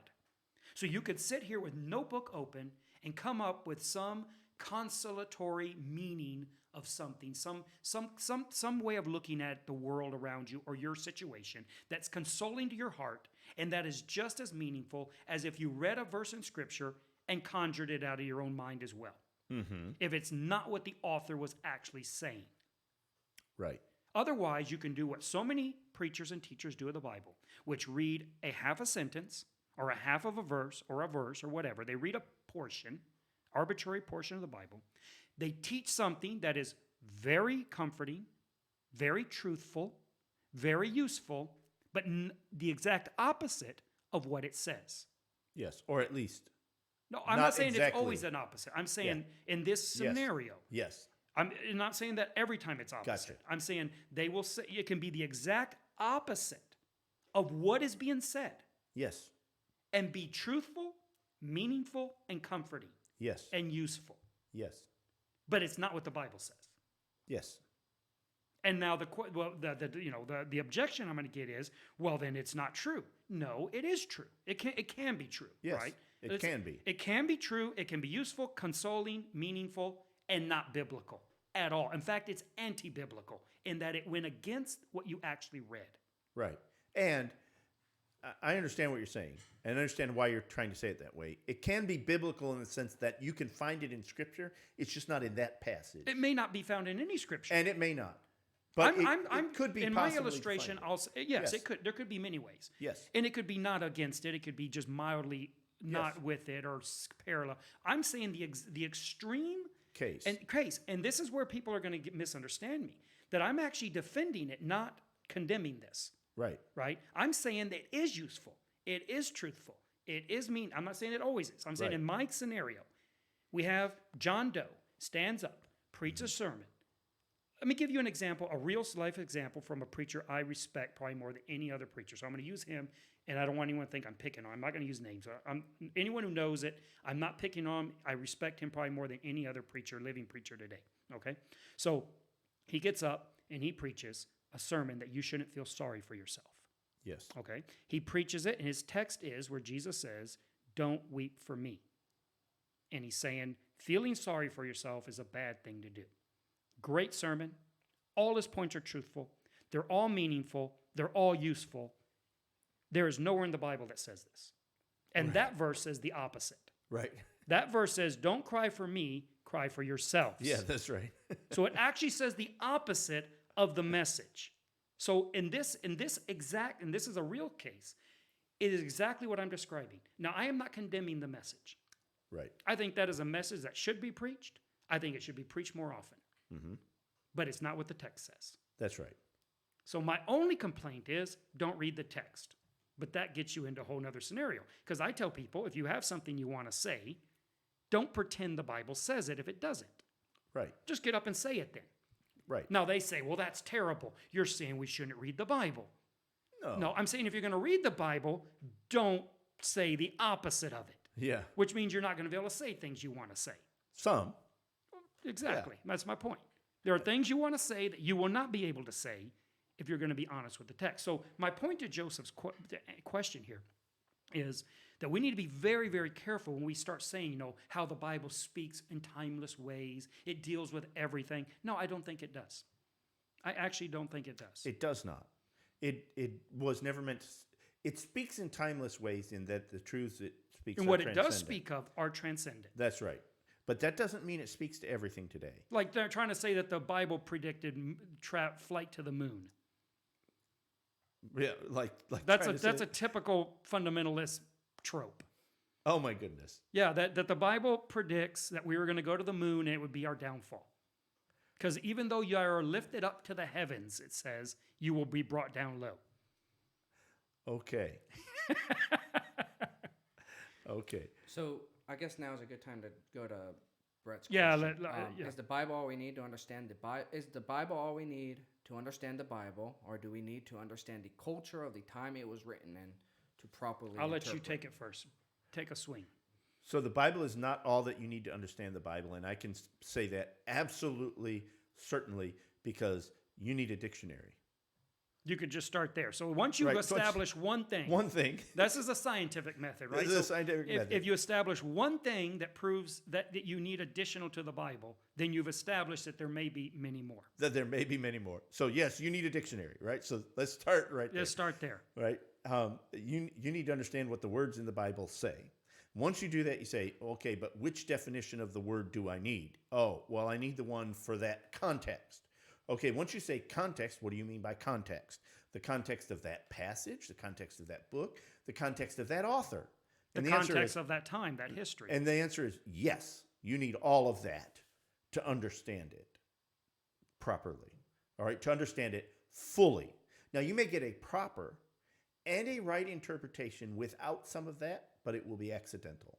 You will not be certain of that understanding without that context. And you will always run the risk that without some of that contextual understanding, you actually got the wrong interpretation or understanding of the scripture. And there's a lot of that going around, right? That seems to be one of those STDs. You like that, don't you? Yeah, I'm never going to get rid of that one. Yes, I have the same answer. The Bible, this old trope that the Bible explains the Bible is completely wrong. I do not, this is just, the idea that the Bible is magically written to fully and perfectly explain itself in every way, and nothing outside of itself is needed to understand itself, I do not think that that's how the Bible's written. The question is not whether God could have written a book that is incredibly self-recursive. Absolutely could have. The question is, did he write a book that way? And I say no, I don't think he did. I read the Bible, I do not find a recursive text at all. And I think Jesus makes this apparent because he says, I'm going to send you the Holy Spirit. He's going to lead you and guide you into all truth. There you go. That's a good answer. Proof text. I mean, if you don't mind a proof text. When it's in my favor, I like them. Joseph has something. Okay. I do not feel I presented my question well. Please forgive me. It is hard to listen critically and write intellectually concise questions that are accurately qualified by my explanation of it. Okay. Well, yeah. I don't think it's that you didn't ask the question well, Joseph. I think that it's a very good question, and it's a very deep question, and it's hard to answer. It's hard to read it, talk, think about it. It's probably that to me is one of those questions that I got to think on for a long time to get an answer that would be concise and I could just like roll it off at the moment's notice. I think it was a very good question. That's one of the ones I'm going to be thinking about for a while. So thank you for the question. It reminds me of the woman who wrote a letter to her son and said, please forgive the long letter. I had not time to write a short one. That's a good one. I like that. So Brett says, Psalm 46, count down 46 words, shake. Count up from the last word, 46 words, spear. And Shakespeare was 46 years old, allegedly, when the KJV was translated. There you go. That was the argument. Yes. Yeah, that's the type of deeper, I mean, that's an extreme or hyperbolic form of it, of the deeper meaning that people are looking for in the Bible. Sounds foolproof. I'm convinced. Well, that's proof that it's not foolproof. Yeah. So anyways, to Brett, my answer to Brett is that we need a great deal of things to understand the Bible. And it's not just reading the Bible. Yeah. You have to understand language. You have to understand grammar. None of those are going to be taught in the Bible. They just aren't. That's right. They aren't taught there. That's right. You're going to have to understand some math to understand parts of the Bible. And there's no math taught in the Bible. That's right. You're going to have to understand what a cubit is. There's nowhere in the Bible that defines a cubit. Nowhere. That's right. There's not a single place that defines a cubit and tells you this is what a cubit is. That's right. And there are a whole lot of other things it doesn't define. And the whole idea that, to understand a word, you go to the first time it's ever used, and that how it's used is how the word is used. That is just silly. That's completely silly. First off, the Bible's not arranged in any type of a chronological order. Right. And so do we mean chronologically, the first time it's chronologically used? Should we be looking at Job first and then go through? Or however. And then how are we canonically. determining? Yeah. That's canonically, which canon? And that's a complete misunderstanding of the first mention principle. That is a complete, and I know people who interpret it that way, who look at the first mention principle and say, well, that's it. But that is not what is it? Tell me what it is. The first mention principle is a literary principle. It's not meant to be a biblical interpretation principle. It's a principle that says, look, a writer has to introduce a topic. So when a writer introduces a topic, they have to be really careful about where they're going to put that topic in their storyline, and then how much of that topic they're going to tell you about in the beginning. So they're going to reveal something about it somewhere in order to get it into the message stream, right? So that you can interpret. So what you're going to do for the first mention principle is look for how an author introduces a topic. Now that doesn't mean first place in canon or first place in history necessarily. It means how the author uses it in that text. In that text. I would agree with that. How they introduce that concept in that text is an important point to note. But you don't just say, well, here's the first mention, therefore that's how I interpret every meaning after that. Everywhere in every book and every author. And every author. That is not what the first mention principle was ever meant to give you. No, it would never apply to any other literature on earth. No. The Bible's the only one that has such a crazy, weird, and unique set of interpretative rules or Right. ideas. Right. But the first mentioned principle in the literature is a powerful hermeneutic principle, and every author of any good quality uses it to their advantage. I would agree with that. That's interesting. Well, I think we've about Beat worn that horse out. dead. I think we about worn out my two listeners. both of my listeners are probably. Hey, there worn were out 3 of them today. There were 3 of them. unless Joseph called So himself what's Liz this about Constantine. Linda not wanting to listen to this one? I didn't understand that. Oh, well, so, it's the thing with husbands and wives, right? Where we eventually get to the point where we find it hard to give each other criticism Man, I wish my wife thought that way. without going overboard. I wish my wife thought that way. And the truth is, I'll admit it, I'm a high-functioning autistic. I missed probably 90% of the Social nonverbal cues. social cues, and I step on people, and I override things all the time. And she has been working on me. Anybody who knows me and sort of likes me in any way should look to my wife and say, wow, that woman has done a marvelous job. Because if you knew me before this marriage, you would think, wow, what a change I've seen in him, having been married to her, right? But she feels constant frustration with this job. And so she's like, you have a hard time taking criticism from me. I'm like, I don't actually have a hard time taking criticism from you. She goes, see, there's an example. And I say, no, it's just that, if the first words out of your mouth was, I hate the way you, well, then anything you say after that is like, I'm discounting it immediately. My wife says the same thing. She says I have a hard time taking criticism from her, that I don't want her. I just want her to agree. And I'm like, no, I do not want you to agree, Yes. but I want you to prove your point. See, Yeah. for my wife, and I wish she were here because then I could just tell her to her face. But then I wouldn't because that's not smart.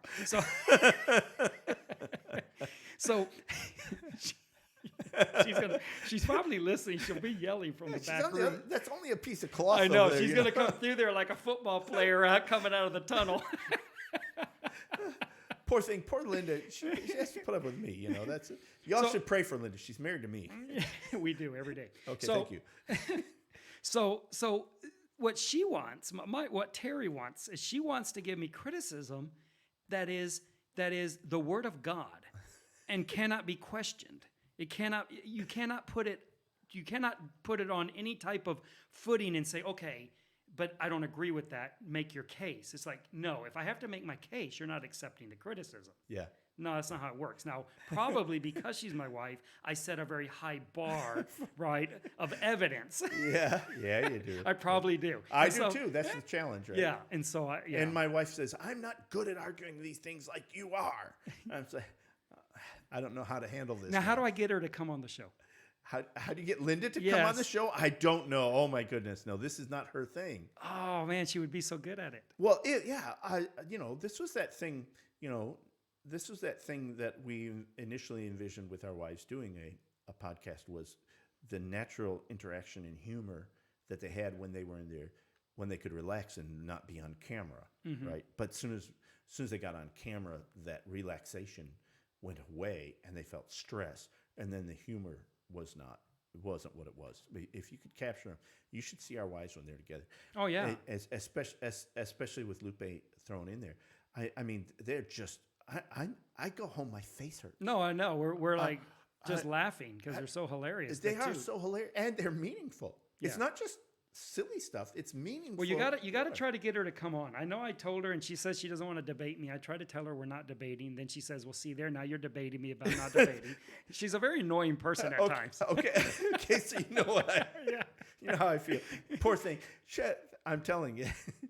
She has to put up with me. You should automatically discount everything I just said because she has to put up with me. Oh, I love her. I'm going to try to get her on. Okay. Because I love talking to her. Yeah. I really do. I mean, she's incredibly intelligent, and she's very funny.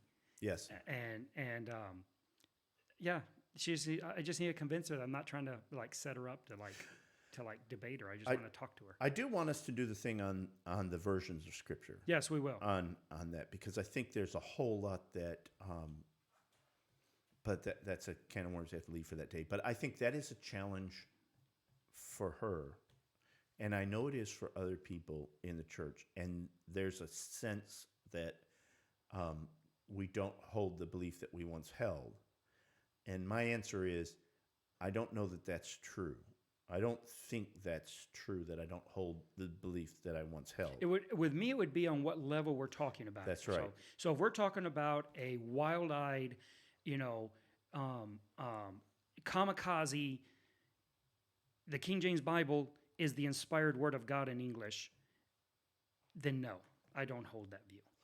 That would be true. If we're talking about a more moderate view of that accepts in what I think is indisputable evidences as being acceptable, for instance, that the manuscripts that we have that are from the year 125, the year 200, year 300, are not perverted manuscripts, that are our best connections to the past to prove that the Bible was not invented in the year 400 or 500 or 600, and that this is evidence that the Bible has not changed fundamentally ever, ever, and that the translation that we have in English in the form of the King James Bible is a perfect translation in a moderate sense of the used word, not in a perfect meaning that there's no typos in it, meaning that there's no room for improvement to a better or needing to be updated, but a perfect translation. I mean, there's nothing wrong with it. That's right. And I mean that in a technical sense. There is nothing wrong with it.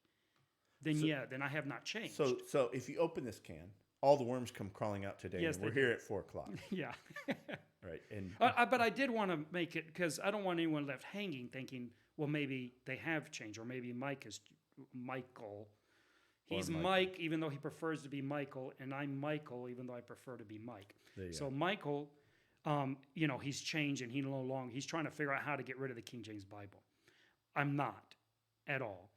I just want to very briefly say that I have examined and continue to examine the arguments made by those that support the textual criticism of modernity and modern translations. I don't find them to be demonic or vicious or mean or unbelieving. I think they're doing tremendous work. I think their work ought to be appreciated. But I think that many of their conclusions are still wrong. I think that they are coming to conclusions I don't agree with. And I think that the Byzantine manuscript line and the philosophy behind the King James and the pre-1800 translation philosophy is more convincing to me. And so I continue to hold to these pre-1800 translations as being better translations of the same book. yes. But what I most resoundingly reject is the idea that there are different Bibles.